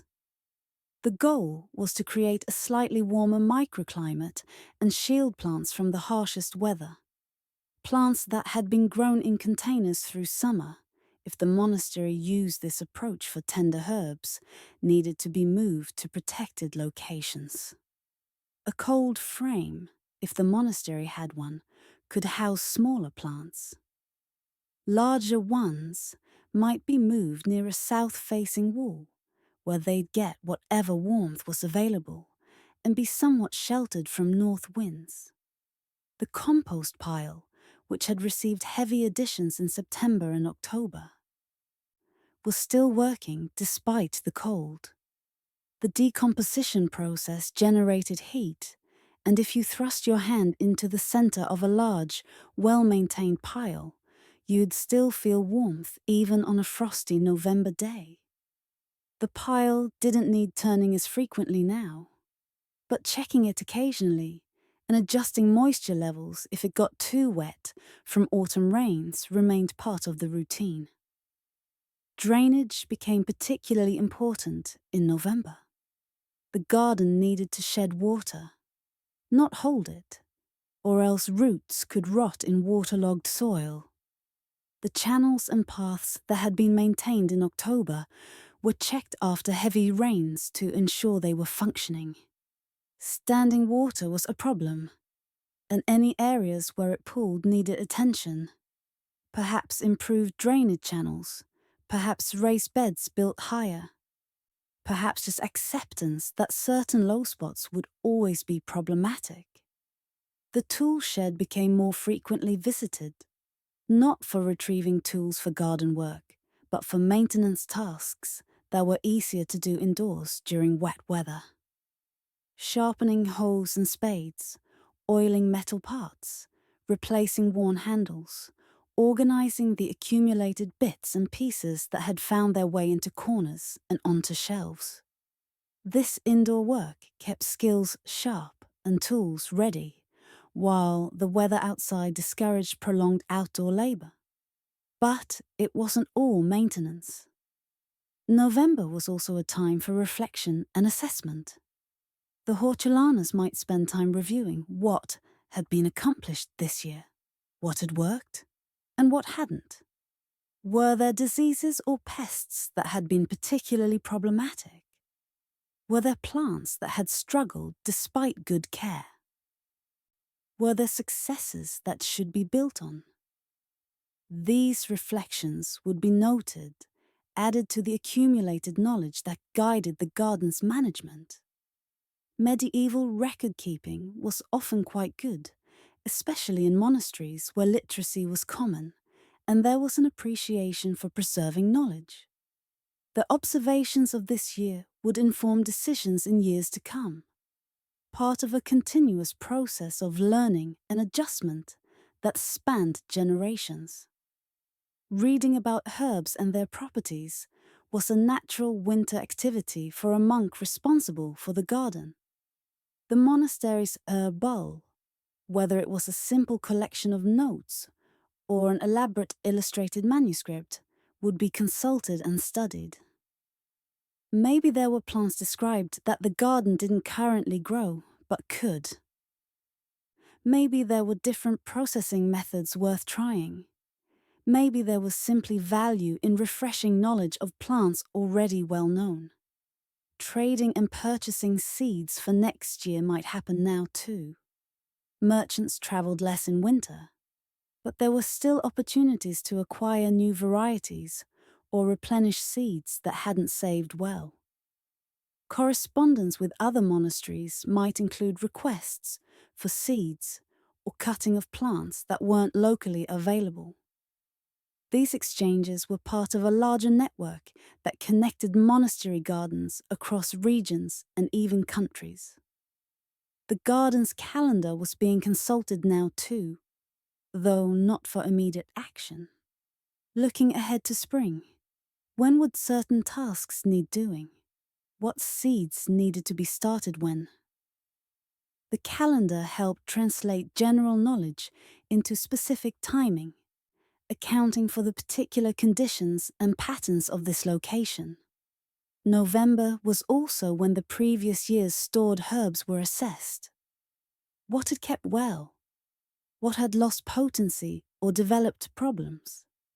Properly dried and stored herbs could remain useful for a year or even longer, but effectiveness did decline with time. The infirmary's stocks needed monitoring to ensure that old material was used before it became ineffective, and that enough fresh material had been prepared to replace what would be discarded. This assessment sometimes revealed shortfalls that needed addressing. If a particular herb had been used more than expected, and stocks were low, notes would be made to grow more next season. If something had been grown abundantly but barely used, perhaps less space would be devoted to it next year. The garden needed to match its production to the monastery's actual needs, which required this kind of regular assessment and adjustment. Despite the dormancy and reduced activity, the garden still received regular visits from the hortulanas. These walks through the dormant beds served partly to check on conditions. Was the mulch still in place or had wind scattered it? Were there signs of damage from weather or animals? But also maintained the connection between monk and garden.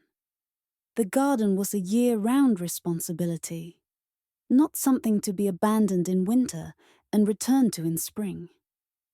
On some November days, when the weather was particularly foul, these visits were brief. A quick circuit to confirm nothing urgently needed attention, then back to the warmth of the monastery's buildings. Other days, when the sun managed to break through clouds and the wind wasn't cutting, the walk might be extended, time taken to simply observe and think about the space and its future. The birds that visited the garden had changed with the season. Summer's migrants were long gone. What remained were resident species that stayed year-round, now focused entirely on finding enough food to survive winter. The garden, with its seed heads left standing and its mulch covering potential food sources, might seem less appealing than in summer, but it still offered resources. Insects overwintering in plant stems or under mulch, seeds that had fallen and could be scratched up, possibly some remaining berries, if any fruiting shrubs grew nearby. Leaving some plants standing through winter, rather than cutting everything back, served these birds, and the monks, accustomed to considering their role as stewards of creation, would have been conscious of this. Yes, it was tidier to cut everything back and clear all beds, but leaving some structure, some seed head standing, some shelter available, helped the birds that would in turn help control pests come summer. As November drew toward December and winter's official arrival, the garden was as prepared as it could be. The active year's work was complete. Harvests were stored. Plants were protected or naturally prepared for cold. Tools and structures were maintained. Everything was in order, waiting for the cycle to turn again, for winter to slowly give way to spring, for the dormant plants to wake and begin growing again. The garden story for this year was essentially complete. What remained was winter's patience, the quiet months of dormancy when the garden rested and gathered strength for the explosion of growth that would come with spring's return. But we'll pause here before winter deepens further. With the garden tucked in for the cold months, the year's work done, the cycle waiting to begin again. And that's our journey through a year in the medieval monastery garden, from the tentative hopes of early spring to the completion and preparation of autumn. We've walked these paths through seasons of growth and harvest, watched plants emerge from seeds and return to dormancy, followed the rhythm of the year as it unfolded in this quiet, productive space. The monks who tended these gardens understood something that our faster-paced world sometimes forgets. That cultivation requires patience, that growth follows its own schedule, and that working with nature's rhythms, rather than against them, yields the best results. Their gardens fed them, healed them, and connected them to the larger cycles of the natural world. If you enjoyed this journey, you might find rest in knowing that this pattern continues, year after year, season following season, in an endless cycle of growth and renewal. The garden sleeps now, but spring will come again, as it always does, bringing with it new growth, new possibilities, and the continuation of work that has been done for centuries. Sleep well.